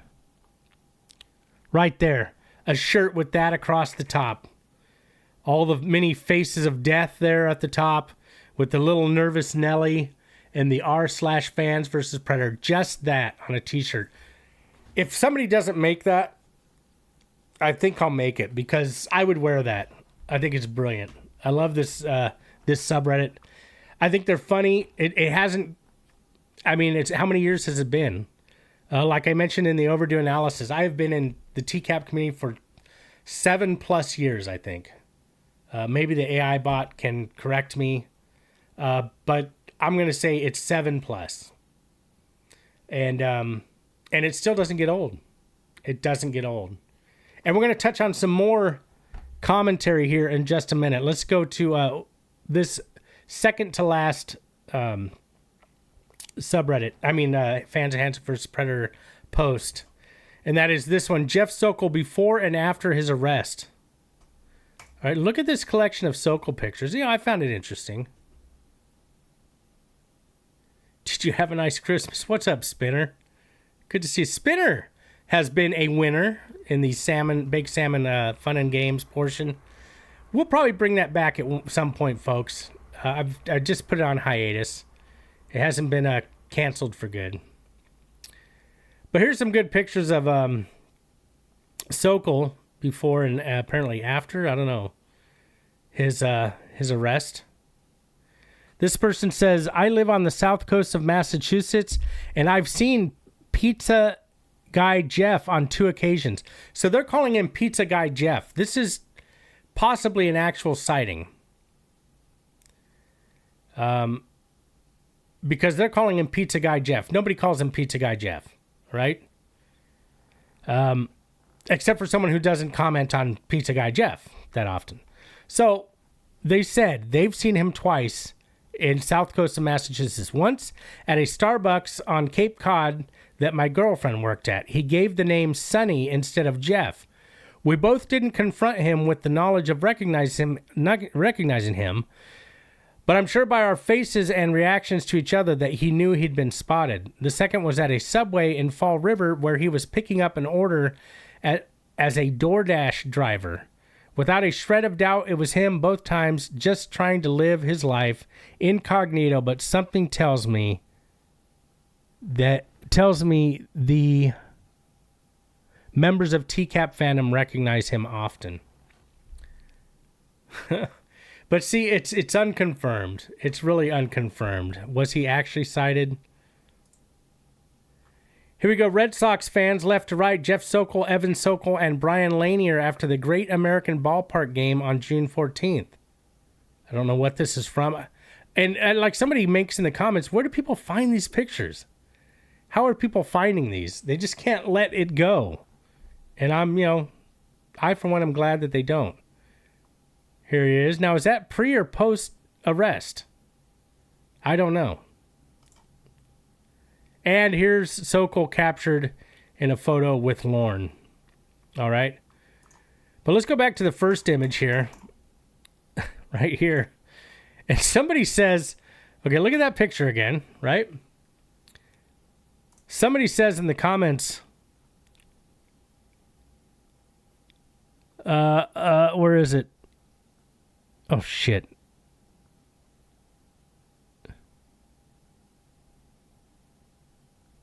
I thought it was one of the first comments. His lawyer looks like a founding father. That fucking cracked me up. That is fucking hilarious. His lawyer looks like a founding father. The lawyer saying to Jeff, "Oh, you are so fucked, Jeff." Or no, it says, "So you're fucked, Jeff." First photos, Jeff's fucked. Last photo, Jeff's fucked up. He's a threat to us. God. That's the lawyer who tried the it was legal to bone kids 200 years ago defense. That was a wild case. Maybe he just hated Sokol the way we do. There you go. All right, folks. If I had a drum roll, I would do it. It's time for the final story of the day. Eric Thornton's obituary. Now let's be respectful to his family and not raid the guest book. Let me open this up here. Eric Michael Thornton. And look what I happen to have here. I haven't been drinking much lately.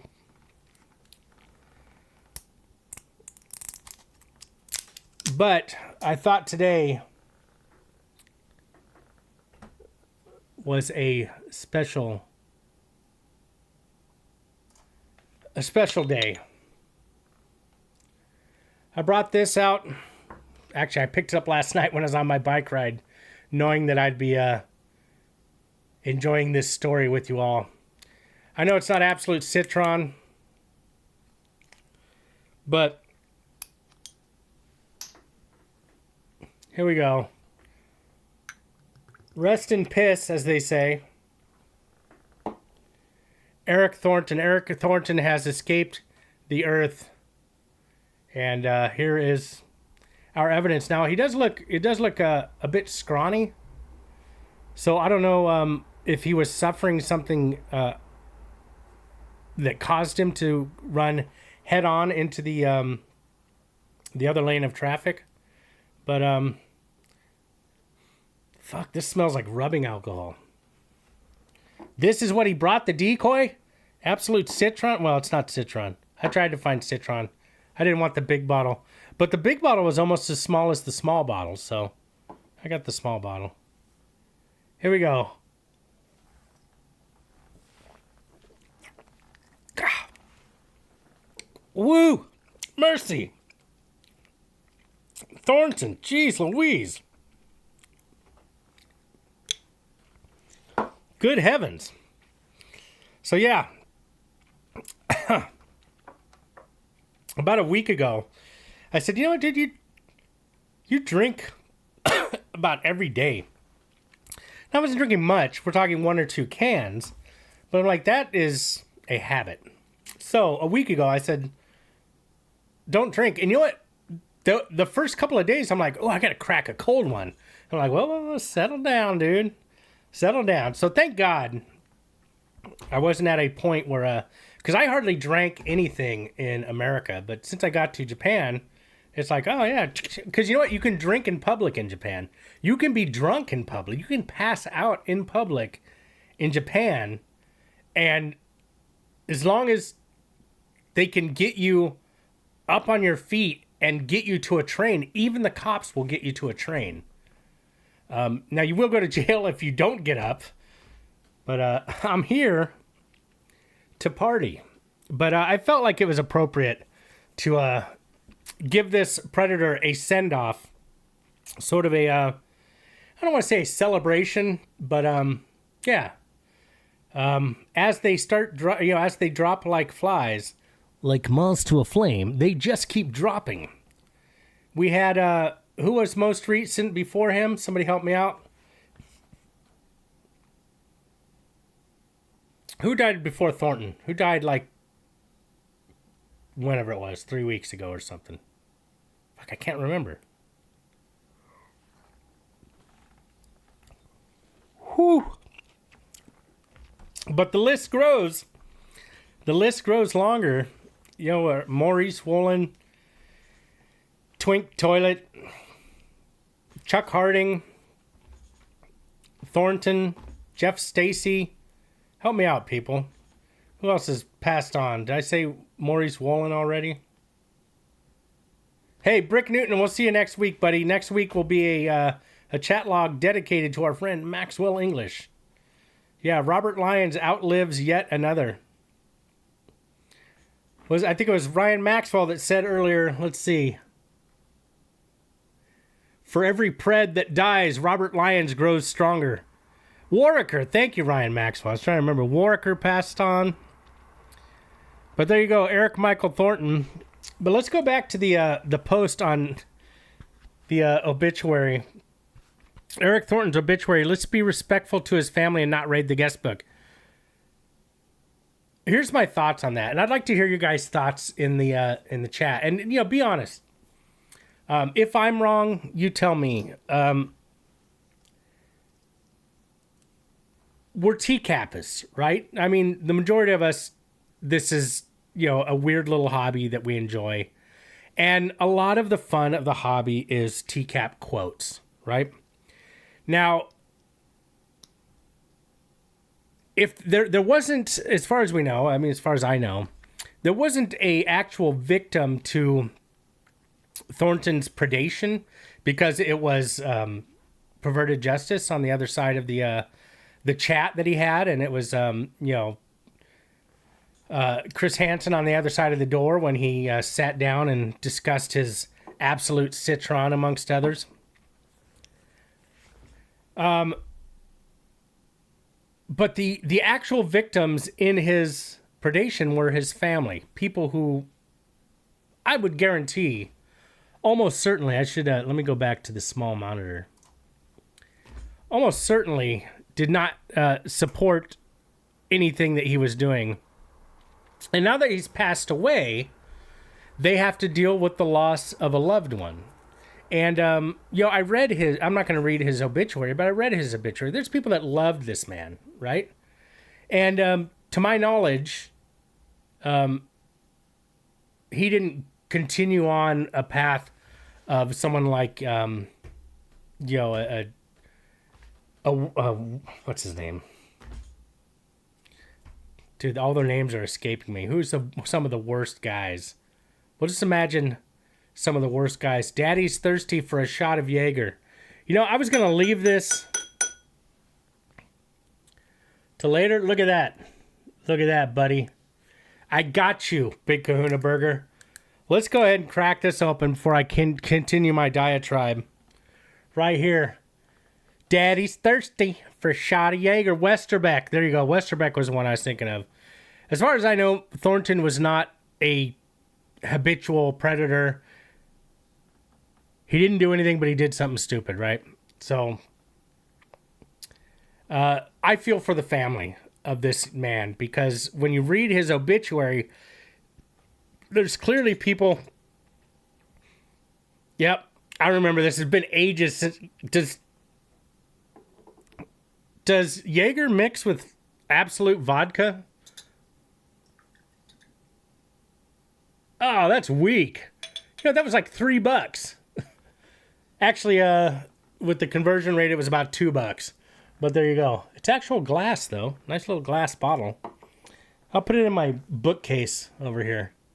All right, Big Kahuna Burger. There you go. This one's for you, buddy. This one's for you.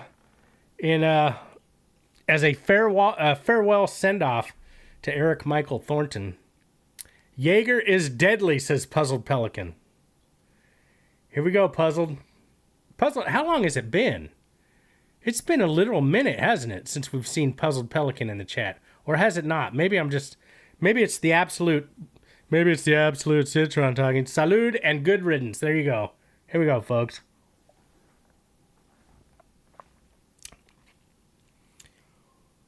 Whew.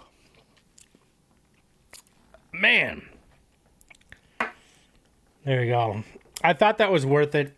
I intentionally, because I do ride my bike every night, and I felt like that was worth the meme to stop at Don Quixote. Don Quixote, by the way, for all your needs: food, clothes, electronics, athletics, alcohol and otherwise. Don Quixote, the greatest store in Japan. I've done a couple of Don Quixote live streams for my channel members. If you go back far enough in my... I mean, I got a shitty phone, so I think they were probably in about 6 pixels, but... Puzzle Pelican, yes, sir, I'm glad to catch a live stream. Good to see you, man. You have to mix Jaeger with Red Bull and Guinness. Are you serious, Sunset Guitar? Don't tempt me. Is that a real thing? It sounds disgusting. Red Bull, Guinness, and Jaeger? Again, I might do it for the meme of it, but I'm going to have to look into that because you might be pulling my leg. Not that Sunset Guitar would pull my leg. We are, after all, each other's heroes. So, I trust you, my friend. I trust you with my life. All right, here we go. Again, the theme of this post, and that was powerful stuff. I hope that does not rot my gut. We'll see. We'll see how Salmon comes out of this on the other side. Again, this is called Eric Thornton's Obituary. Let's be respectful to his family and not raid the guest book. Well, that's where I was. My point. There's a loving family that posted this obituary. Cut to the chase, Salmon. I don't want people posting comments under somebody's obituary where the loving and heartbroken family members have to read it that says like, this guy's a ped, so long, rest in piss, you mother. That's awful. That's really awful. He's gone. The family's left to pick up the pieces, right? And again, this was a violent death, apparently. He, barreled headlong into oncoming traffic. So while I don't want to see people making rude, heinous comments, I'm kind of okay with the... you know what? Fuck it. Let's be honest, Salmon. I'm okay with the comments that any family member isn't going to be able to decipher as a TCAP comment. That, to me, is peak TCAP. It's peak TCAP community when you can post a comment that to anyone else looks like a nice sentiment. And some of them that have been posted are, and some of them that have been posted aren't. Let's see what we can come up with in this post on the Fans Hansen versus Predator subreddit. Wait, that's the obituary. Okay. Again, I'm not going to read the obituary. There's a long obituary. For the remainder of his adult life, Eric worked in his newfound passion of landscaping and volunteered caring for animals at Big Dog Ranch Rescue. All right. He loved God, attending church, surfing, music, sports, military history, etc. He was the kindest, most loving, forgiving soul. I can't argue with that. I didn't know the guy. I know he got busted on TCAP. He deserves to be clowned for that. But don't go into the obituary and make heinous comments. Maybe that's hypocritical of me. And obviously, who am I to say? Anybody can have any other comment. I would love to know what you guys think after you see some of these comments. All right, there's the entire chat log. Do we have any images of what was left and posted? Yeah, like this one. I thought he was wanting to be buried down there. That one's borderline. By Justin McFetridge. I thought he was wanting to be buried down there. No, it's not borderline. Don't do that. It's obvious you're trolling. Let's not do that one. Okay, yeah, no, I'll take that back. Does it give me a slight chuckle? Almost, but it's a cringy chuckle. All right? I thought he was wanting to be buried down there. Now, this one I support. Jerry Wayne Kosis posted, damn, this news caught me way, way off guard. Rest in peace, Eric. That's the kind of thing I talk about. Akoto just said, I don't mind a cheeky comment on obituary. It ends. All right? He was a lucky guy to have such a loving family. See, now that I would support. because it looks like a typo. You know, he was a lucky guy. That was a typo by Lauren. I'm a lucky guy, right? Oh, wait, no, that wasn't a typo. He actually said that, huh? That's funny because the B is next to the G. He actually said it on the phone. I'm a lucky guy.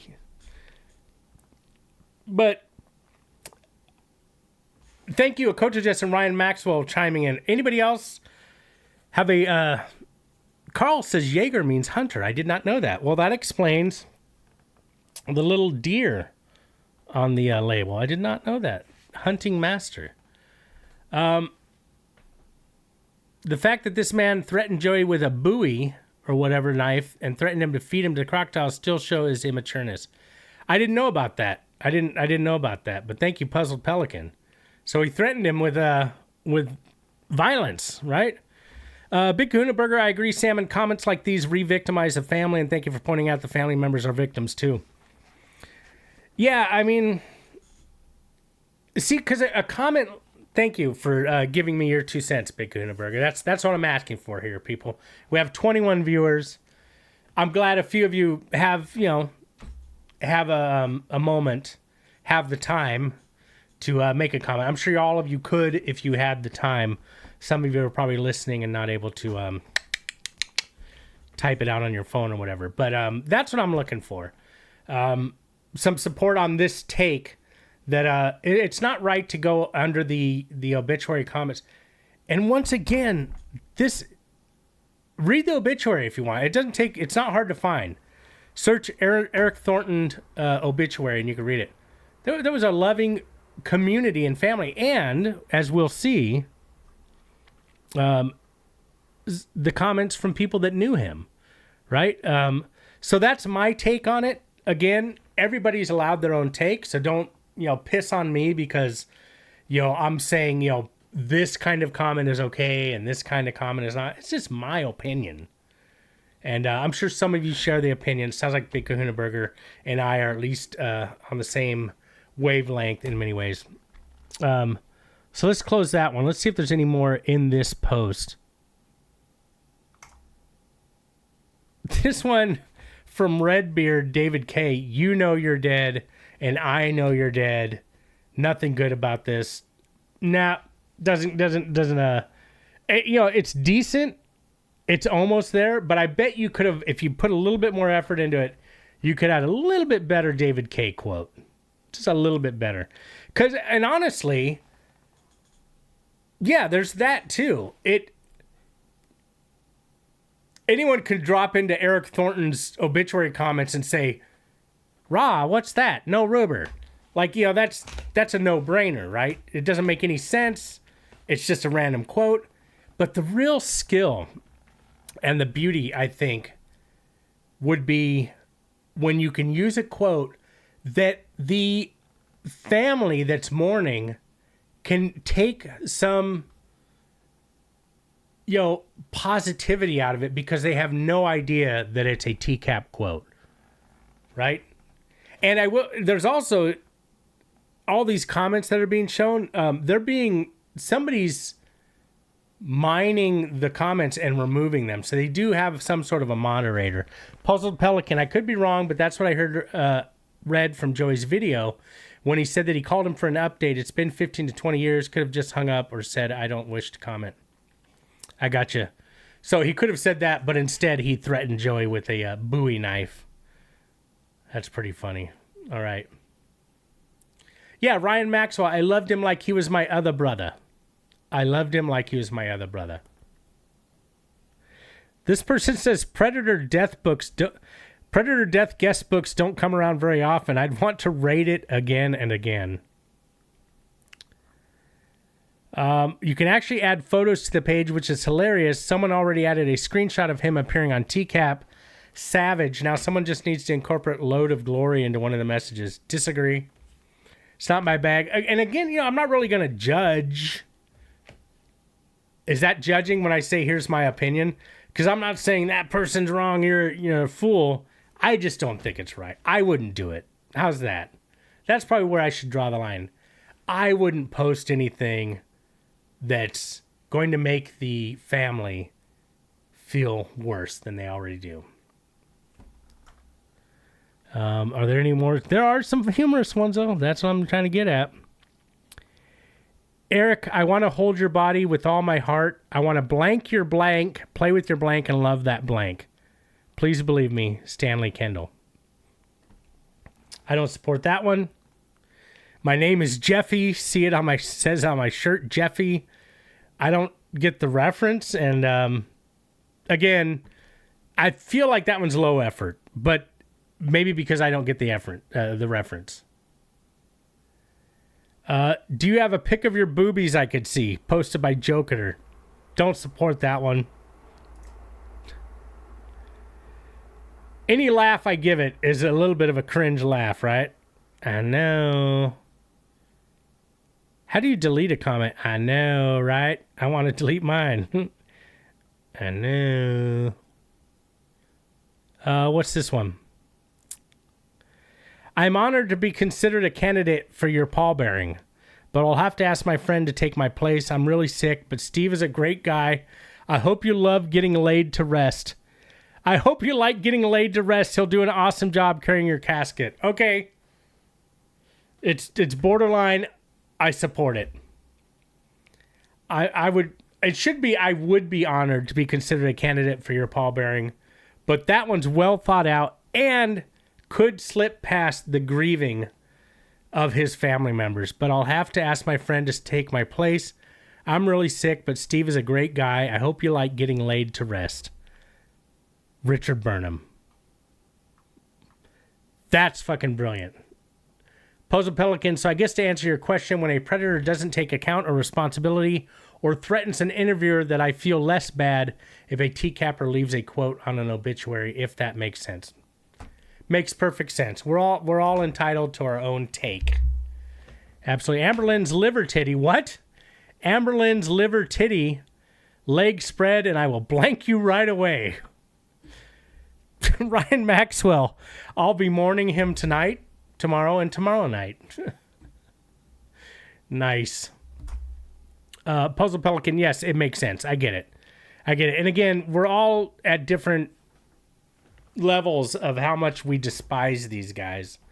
And it sounds like my despisal level is different from yours, in that you would go that little extra mile that, well, the fact that he threatened somebody and didn't take accountability is enough to say a little bit of fuck you to a predator who has passed on to the afterlife. And that's perfectly acceptable. Puzzle Pelican, again, an old friend of the channel. It's good to see you. And I am a big supporter of your take on this. So that does make sense to me. I get it. We're both going to mourn now, I think, says Fraz Khan. No, this is not true. This did not happen. Can you guys read that? We're both going to mourn now, I think, by Safraz Khan, followed by what? By Yazan Asfor. I support it. I support that one. What? We're both going to mourn now, I think. What? That's pretty good, dude. And if they were able to stack them like that, they got the fucking thumbnails. They got the avatars. We're both going to mourn now. That's fucking funny. And, you know, if I don't support it, then why the hell am I laughing out loud? Laugh out loud. Yeah, even the DDAI bot's getting in on it. What? Big Kahuna Burger, I got blocked once by someone in the community because I wouldn't join in on making fun of a predator's underage childress. To this day, it's just a line that I will never cross. Yeah, what the F? I got blocked once by someone because I wouldn't join in making fun. Dude, what is that? You know, if that was successfully memed on, if people were like, yeah, haha, that's funny, let's make fun of the kid. No, that's awful, dude.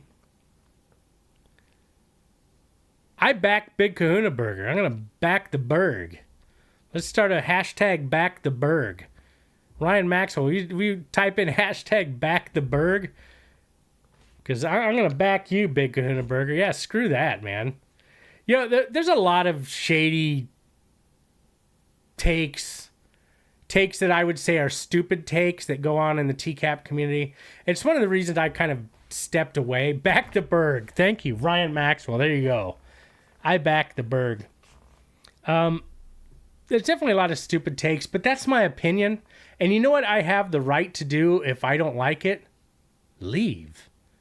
If you don't like it, Salmon, don't watch it. Don't read it. Stay away from it. And you know what? That's what I do. And I think a person whose take I think is stupid and my decision to not follow them or whatever, I think that's mutually appreciated. I would suspect that someone who makes a video or a comment or something that I don't like would say, oh, what, Salmon didn't like it? And what did he do? Oh, he left? Okay, that's fair. And it's mutual, right? I mean, you know, my efforts in the TCAP realm, in the Bake Salmon Network community, oh my, are different than other people's take and, you know, efforts. It's totally okay. That's fine. So, what am I saying? Am I just repeating myself? Am I going in circles because I drank a shot of fucking absolute vodka and a little tiny baby Jägermeister? Dude, how weak was that Jägermeister? It was like half a shot glass. Stoops. Sucking at the teat.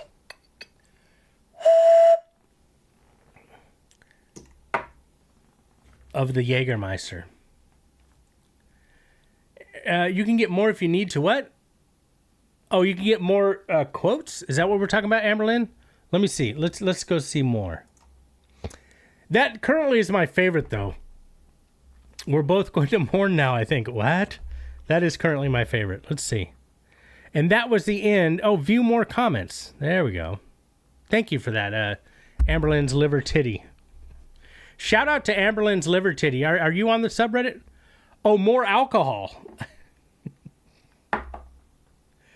You can get more if you need to. That was a TCAP reference. And it totally... Since we're on Reddit, r/whoosh is perfectly appropriate. You can get more if you need to. More alcohol. I'm a fucking idiot. Let's see if there's any more postings of what people said. Somebody posted pictures of him on Busted. Chris Hansen. 2022. All right. The photo section killed me. Oh, is there a photo section? We'll look into that. Thank you, Amberlynn's Liver Titty. I told you guys, not only is it a shoddy tin pot live stream, but you get me a little bit tipsy, and it goes way south, way south. So I'm glad we're almost at the end here. What is this? I will miss them. From Maurice Swollen. I will miss them. Okay, that's pretty good. I like it. It's a little late for that, dog.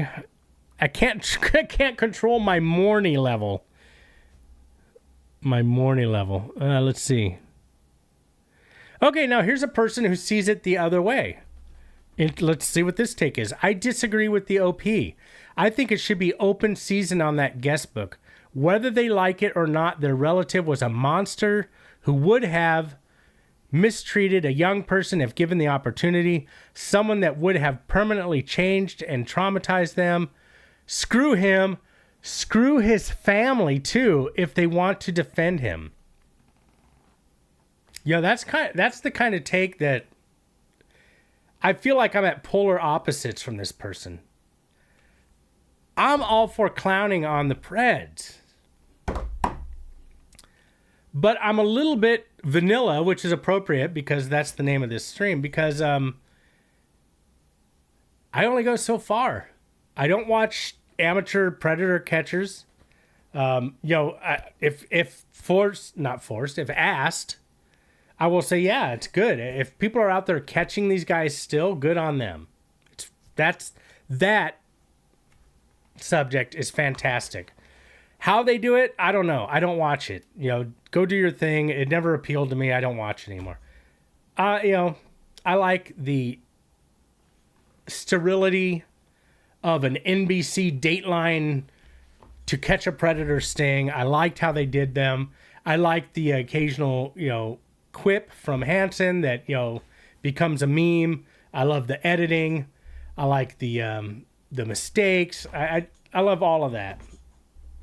But so I do feel like this guy and my guy say, like, this guy is possibly, this man or woman, Big Smoke 69420.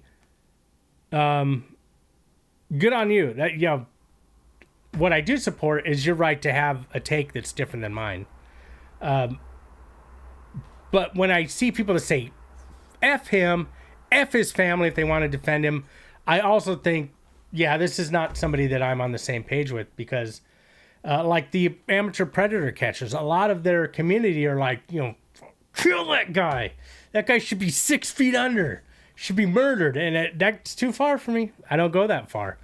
Am I saying that no predator should have gotten deleted for their crimes? I think you look at someone like a Westerbeck. Put it this way, I'm not going to call for his deletion, but I wouldn't be sad by his deletion. And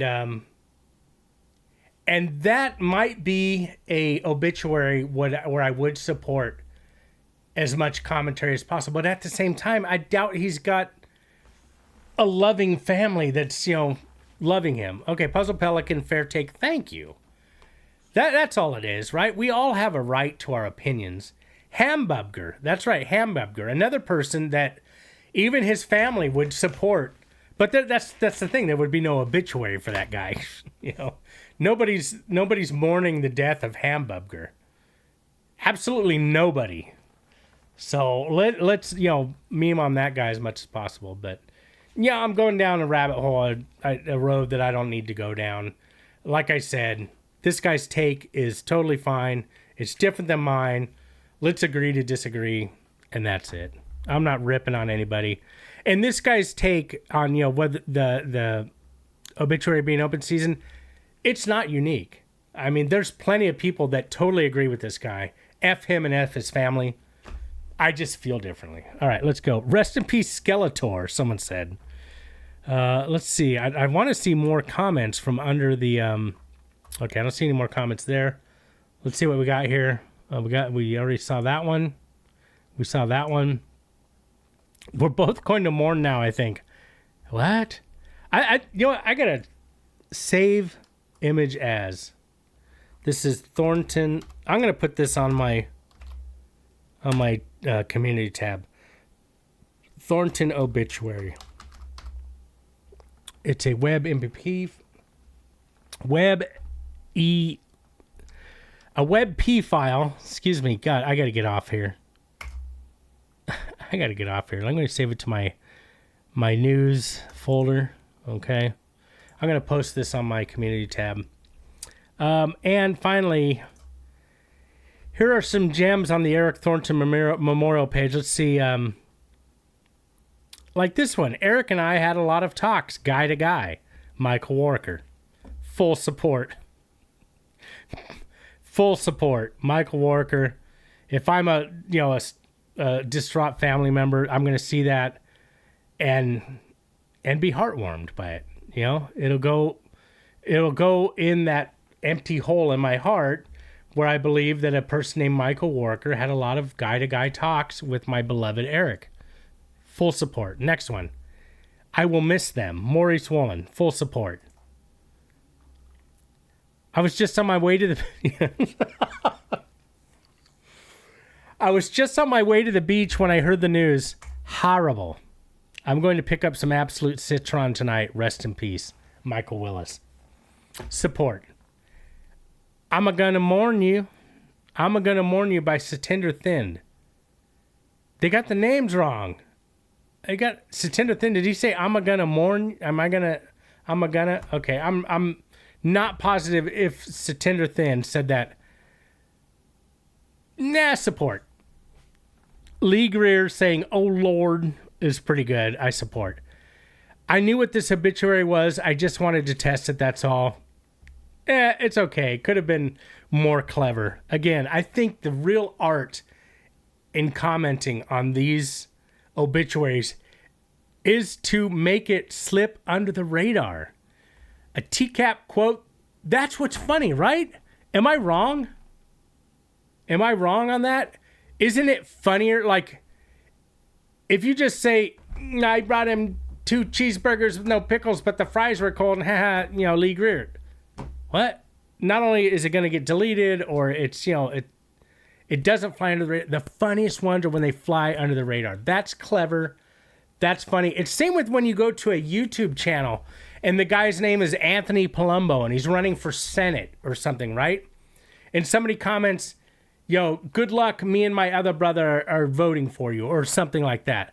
That's brilliant. It's great. It's good. It's perfect. That's my idea of a perfect comment. All right? And again, that's my idea. It's my take. And I'm allowed that. It's a free country. Oh, my. Let's move on. Next one. I don't think this one gets my endorsement. I just wanted to hold you, to kiss you. I'll never forget that time we drove around in my PT Cruiser talking about wrestling. That's where it should have been. That would have been funny to me. That would have been perfect. I hope you're not mad. I thought you was wanting to be shaved down there. I mean, it would have been funnier under a Hanson versus Predator post, in the comment section. I think they missed an opportunity. It's funniest. It is absolutely funniest because that's where the joy is, when you know that the family member has no idea. Like in a YouTube channel, when someone's getting trolled and they have no idea. That's fucking what makes it funny. But when you post something that's going to obviously be, oh, he wanted to be shaved down there, delete. That's awful, delete. Then your comment, your effort is for naught because it gets deleted. And I'll show you guys here in a moment that all these comments that are being posted, assuming I'm on the correct website, and if I'm not, somebody tell me. Don't, if you're going to put the effort in, make it to where it doesn't get deleted. Make it to where when people visit, maybe I'm upset that brilliant comments are getting deleted all the time because they didn't make a little bit extra effort to make it perfect. It's like the chef's kiss, right? The chef's kiss comment. This person said, I just wanted to hold you, kiss you. I'll never forget that time we drove around in my PT Cruiser talking about wrestling. I hope you're not mad. I thought you was wanting to be shaved down there. They should have whittled it down, perfect it, make it a craft, like an art. I think if they had put, I'll never forget that time we drove around in my PT Cruiser talking about wrestling, leave it at that. That would have been perfect. And it wouldn't get deleted. The remaining family members left to pick up the pieces are fine. They have no idea that Dustin McFetridge was a fellow Predator on TCAP. And then the community gets the joy of scrolling through all these comments. I love scrolling through funny comments. Puzzle Pelican, subtlety is the best comedy, like Norm Macdonald. I have watched so much Norm Macdonald lately. What's that channel? You probably know, Puzzle. It's called It's Me Norm or something like that, or It's Not Norm, or I'm Not Norm, or something like that. I just play that stuff. Well, I can't say on rotation, but before I take my bike ride, I usually download like 2 hours of videos so that I'm not using my data because I don't have unlimited data. I download, and often recently at least, it's Norm Macdonald takes, man. I'm Not Norm. Thank you, Ryan Maxwell. God deleted his archives. That's right. Now, if I saw that comment, if someone said God deleted his archives, that's pretty brilliant, Jameson. Jameson, everybody. Jameson coming in clutch recently. You're such a funny mother. Jameson, you ever want to do a chat log together or something? I just find you fucking hilarious. You're so funny, dude. You have a lot of fucking clever things. Akoto just says, you're not wrong, Salmon. It's like commenting on Casey's YouTube channel. Right. And when she responds to some TCAP quotes, it's a little cringy, right? Leave Casey alone. Let's appreciate Casey. There's a lot of, people a lot of infighting, I guess, on the, not really, but some on the Handsome vs. Predator subreddit where people like rag on her for her wrinkly skin. Wrinkly skin, look like a mask. But, leave Casey alone. Don't rip on her for wrinkly skin. She's living her best life. And you know what? She brought us some of the best, moments of Lauren's existence. So, who's Brittany? Sunset Guitar. Just comment, who's Brittany? I like that. But Puzzle Pelican, I agree with you. Norm MacDonald, man. Subtlety is the best comedy like Norm MacDonald. Unlike It's Obvious like Norm. I love Norm MacDonald. All right. Big Kahuna Burger, I love Norm. The country I'm scared about the most is the country of Germany. History buffs may have heard of it. That once again backs up Norm's theory that Germans love David Hasselhoff. Right? History buffs may have heard of it. What is it? Oh. I thought, what is this? Alcohol? Did I pour my Absolute in here? It's the ice. I had these chilling in ice earlier, but now the ice is melted. Hold on a second. Salmon, get to the point. Wrap it up. All right. Now, this is funny. It doesn't fit my narrow view of the perfect comment because, again, it's a comment that will get deleted, but it is funny in and of itself, and that is, Eric, do you want a bunk? And this is posted by Bill Conrad, former assistant district attorney of Kaufman County, Texas, USA. I like the sentiment. Eric, do you want a bunk? Eric, I want to hold your body with all my heart. I want to blank your blank, play with your blank, and love that blank. Please believe me. We read that one already, right? Don't support. Not my cup of tea. Drinking with him was always the cleanest, best pleasure. I support. Cody Green.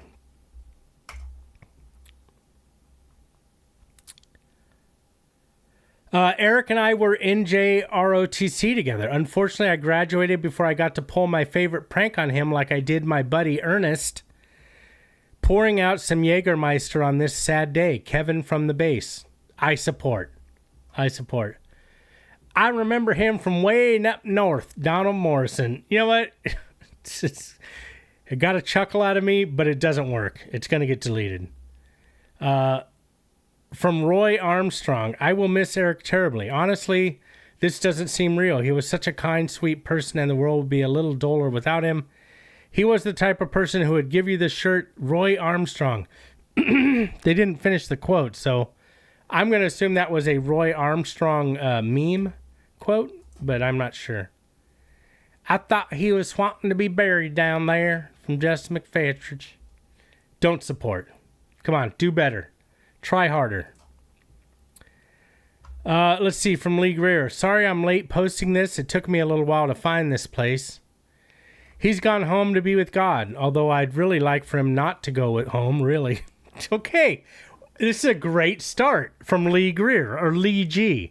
I think this person gets it. I think they put a little thought into it, because your funny comment I want to read. So don't make it a stupid, I want to blank your blank and blank you in the blank. It's funny for a second, but nobody gets to see it because it gets deleted, all right? Let's put some thought in this, people. Sorry I'm late posting this. It took me a little while to find this place. Perfect. He's gone home to be God, although I'd really like for him not to go home, really. He was taken from us too soon, and not because of diseases. I'll wear my funeral suit twice because it's not dirty. Oh, Lord. Pretty good. Pretty good. It's pretty good. I still say that my favorite is the Safraz Khan one. Are there any comments in here? Yeah, Lee Greer nailed it. I spit my coffee out when I read I'm gonna mourn you.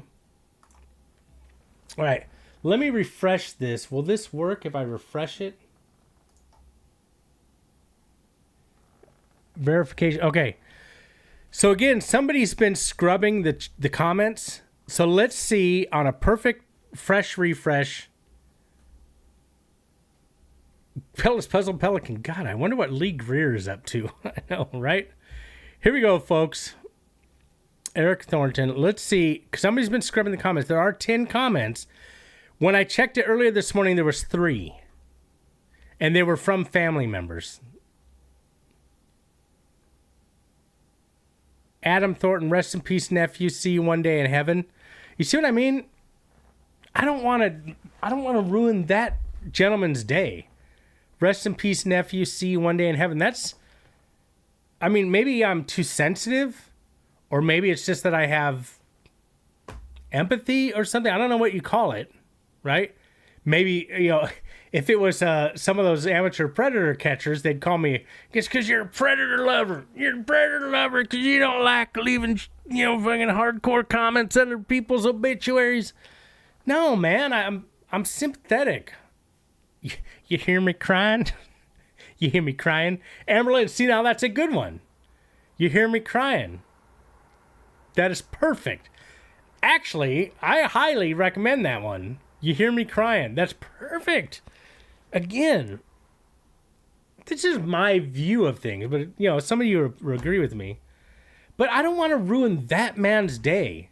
Rest in peace, nephew. See you one day in heaven. That really hits me. Because people lose loving family members.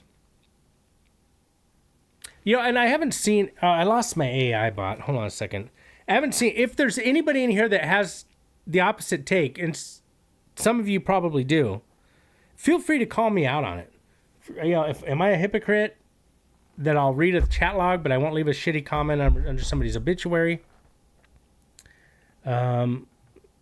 Okay, it looks like nobody has, because I don't have anything from the DAI bot. Sunset Guitar, I appreciate being sympathetic towards the dead Preds. You know what?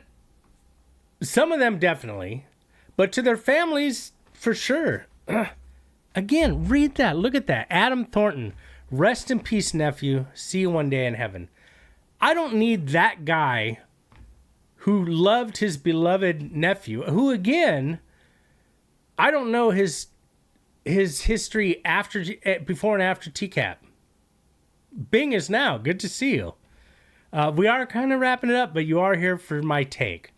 I don't know Eric Thornton's actual history, but if you go to his obituary and read it, he's not the piece of shit that a lot of these guys are. All right, he did something. I know I didn't do anything, but I did something stupid. He did something stupid. Thank God Perverted Justice was there. Thank God Dateline was there. Thank you, brother. Appreciate that. Rod, fucking seriously, you're a class act, Salmon. This has long been apparent. Bless you. I always hope so. I always hope so. I don't try to beat a dead horse like I am today, but it's nice. It's long been apparent. I appreciate that. I am doing well. Bing is now. I will forever hold him closer to my heart so I can get a better look at him. It's good. I support it. I thought there was one about a light. Oh, there was. Maybe it's in here.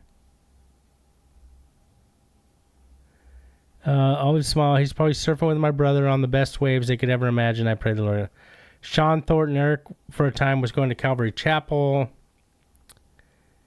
There was one about a light. God bless you. How did I miss that, AI bot? That one was so good. Here's one from John Dupay. I still remember when Eric and I snuck into a mansion and partied for days. I'll miss watching Steelers and Ravens with you. And you notice that one has not been deleted because that's what I mean. It's perfect. John DuPay, I still remember that time. Oh, man. Looking back, I recall that time we snuck into a mansion and partied for days. I'm going to miss watching the Steelers and Ravens with you. It's beautiful. It's perfect. It's actually heartwarming.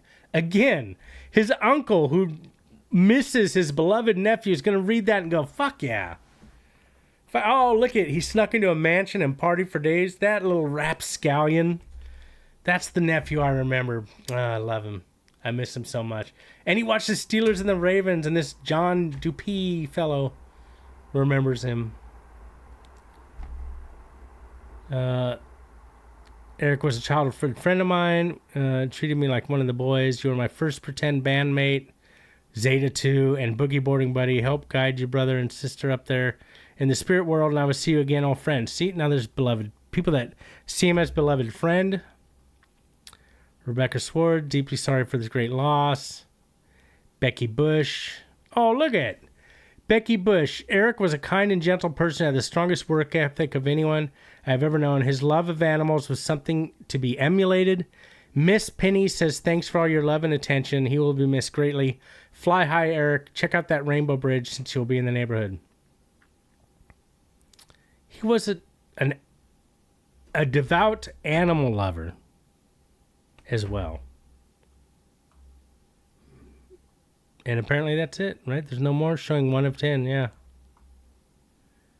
So let's see what Puzzle Pelican has to say. Because Puzzle Pelican, you've had a pretty lucid take on this. Puzzle Pelican says it's a gray area. What he did was super wrong, agreed. And immortalized in TCAP, absolutely agreed. He seemed he seemed unempathetic for what he did. He's a bad person. His relatives are good people, I think, and saw good in him. There you go. That's great. So it's a gray area. It's a gray area. And we're all allowed to have our own takes on it. And that's what's beautiful in this world. And it should be what's beautiful in this, the TCAP arena. I should be able to have a live stream where I go through other people's comments and I say, I support this. I don't support this. It doesn't mean that, I'm trying to say my take's the only take and my take is important, because it's not. But it's my live stream, so I'm going to say that. And again, I support anybody's right to take, as any way that they feel. Many of us have been victims of sexual abuse, and we all are going to react to it in different ways. Some of us, it's a deep, dark scar on our lives, and it's triggering and this and that. I was sexually abused, and to the extent I was sexually abused, I've been able to clown on predators and hold predators accountable for their actions, but it doesn't really extend past that. The person who abused me was a piece of shit, and I guess I really still don't wish death on that person. Hopefully they got help, but it was so long ago, and I didn't make it part of my who I am. It didn't become a defining moment of my life.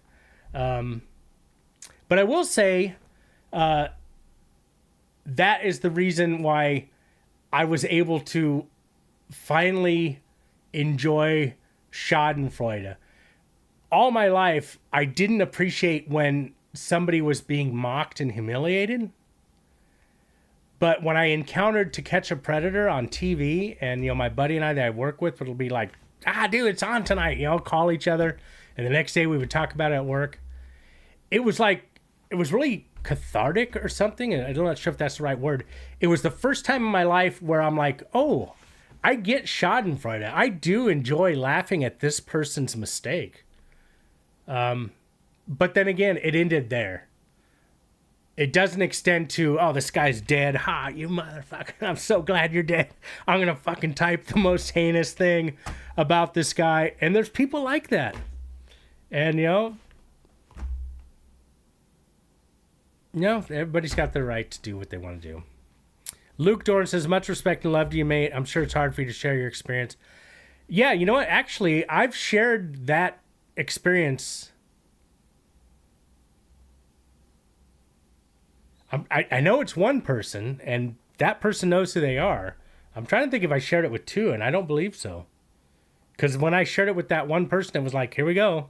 This is the first time I've ever talked about this. So, yeah. And thank you for the respect. I mean, yeah. And much love to you as well, Luke. Appreciate that. Puzzle Pelican, damn, that's hard to share. Major props. Yeah, I'm actually feeling a little bit of something because I never really thought about it like that. Thank you for showing up. True, man, that is hard to share. Well, thank you for bringing us now. Vulnerability. You were, Carl the Squirrel says. I was. Maybe I'll talk about it one day. It was straight up sexual abuse. It involved, insertion of things. And I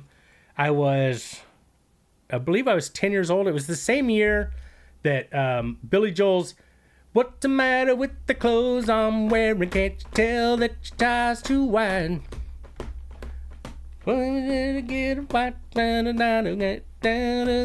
Back to the age of 9." What song is that? Nowadays you can't be too sentimental. You get more mileage from a cheap Continental. Next wave, new wave, dance craze. Anyway, it's still rock and roll to me. There it is. Still rock and roll to me. Do I want to go into this? But what year? Still. Because it was a strong moment in my life. Again, I don't feel like it was ever a defining moment in my life or defined who I would be growing up. The only thing it defined is my ability to appreciate Schadenfreude with predators. But even after it happened, I didn't talk to anybody about it. I moved on. It was, at that moment, it was traumatic. Absolutely. Scary as fuck. Honestly, I thought I was going to die. I thought this person was going to kill me. But, I moved on from it. Basically pushed it out of my mind. I've talked to one person about it that I can remember in my life, and that wasn't only a few years ago. What year did Still Rock and Roll to Me released? And this will tell you. 1998? No, it's not. This did not come out in 1980. There we go. Billboard Hot 100 for 2 weeks. I remember that song, and I kind of associate that song with that occasion. 1980, I was 10 years old. So, luckily for me, I was able to move on. It's not everybody's so lucky. So, Carl the Last Standing says, I'm so sorry. Don't worry. Ryan Maxwell, thank you. 1980, still rock and roll to me. And do you think, generally curious and please ignore, but do you think covering TV TCAP helps cope with that? Do I think covering TCAP helps me cope with it? I think it absolutely must. Because, again, once I started watching To Catch a Predator, I got joy out of it. I'm like, this is... And again, I've always been so sensitive to other people's discomfort. Okay, let's talk about bullies. What do they call that? Bullies owned, like bullies getting owned.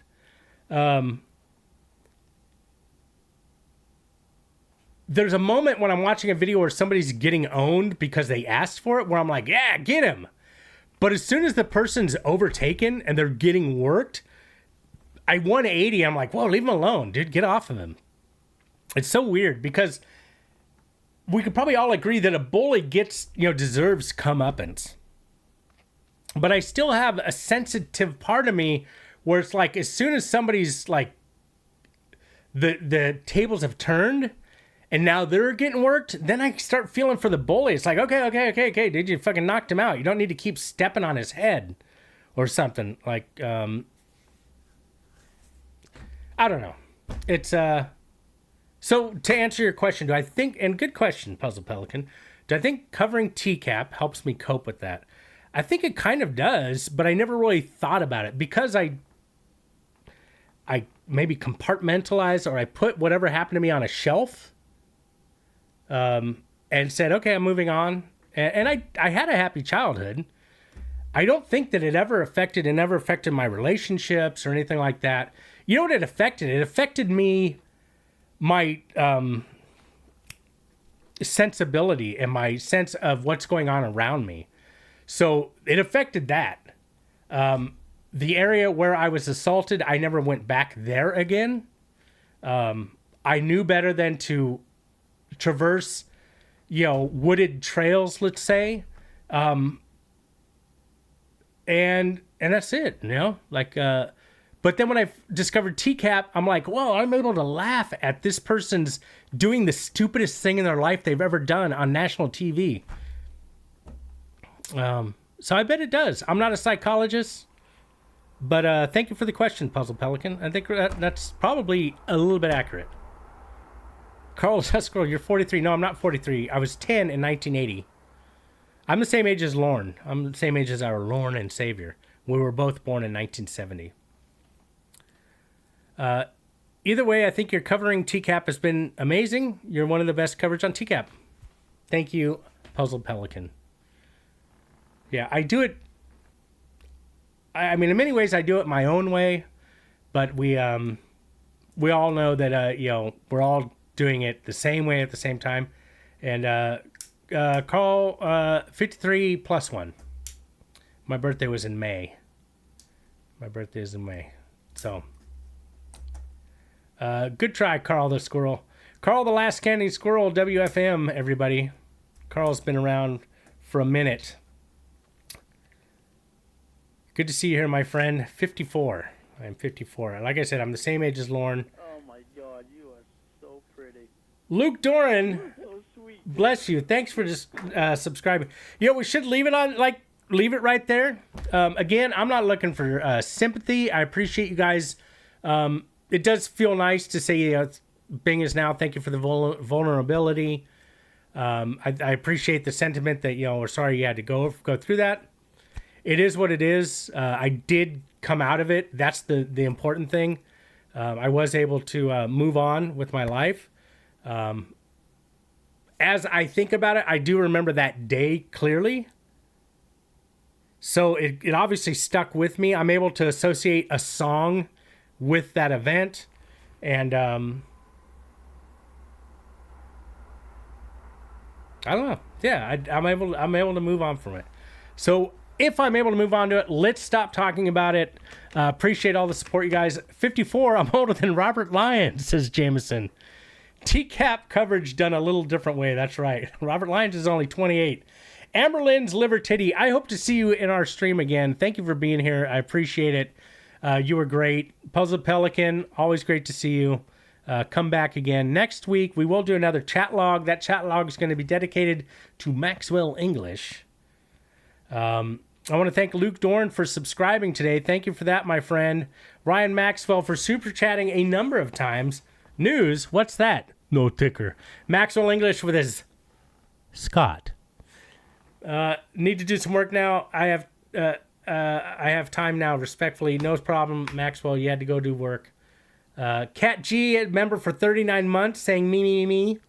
All thoughts and positive blessings to you, Kat G and Harold. Hopefully, if he's listening, we're thinking about him.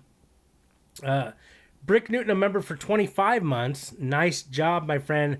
Maxwell English mentioning the Sanman voice, which got him the dedicated stream for next week. And Ryan Maxwell, of course, with his hilarious "For every pred that dies, Robert Lyons grows stronger." What is this, 3 hours ago? I don't know. It doesn't say anything. It says 3 hours ago there was something, but we've only been streaming for 2, so I don't know. All right, you guys. Amberlynn's Liver Titty. I love the stream. I'll want it again and again. All right, that was fun, man. I had a good time with you guys. I guess that's it. I'm going to go recycle these bottles, or maybe I should put them on the bookcase. I'll put them on the bookcase, and then one day you guys will say, someone will say, hey, remember that stream when Eric Thornton died? You drank those bottles? You still got those? And I'll still have them. All right, Bing is now. Good to see you too as well. Thank you for coming. Bless you. Luke Doran, thank you again for being a subscriber. Are we doing VC tonight? Akoto Jess, we will be voice chat in the Discord in probably about 10 minutes. All right, I got to take a break, take a whiz, that sort of thing. If you guys would like to join the Bake Salmon Discord and do a voice chat after our live streams, we have a great bunch of folks in there. A lot of like-minded people. I'm very happy with the community we have going in there. It is for channel members and patrons, because if any of you use Discord, you'll know that a public, wide-open Discord usually becomes quite the shit show, and we didn't want that. I don't mean to be elitist, but we do have to reserve it as a benefit for being a channel member or a patron. Recycled bottles, says Rod, fucking seriously. Something, Lauren tells me there's big money in that. Recycled pallets, too, as well. All right, guys, this was great. I had a good time. Worked out. It was a palate cleanser. We got rid of the fucking filth that was, what's his name? The fleet captain. Lorne peas in those bottles. Oh, my. All right, guys, I'll see you next time. And Akoto Jest, I'll see you in the voice chat. Give me about 10 minutes, all right?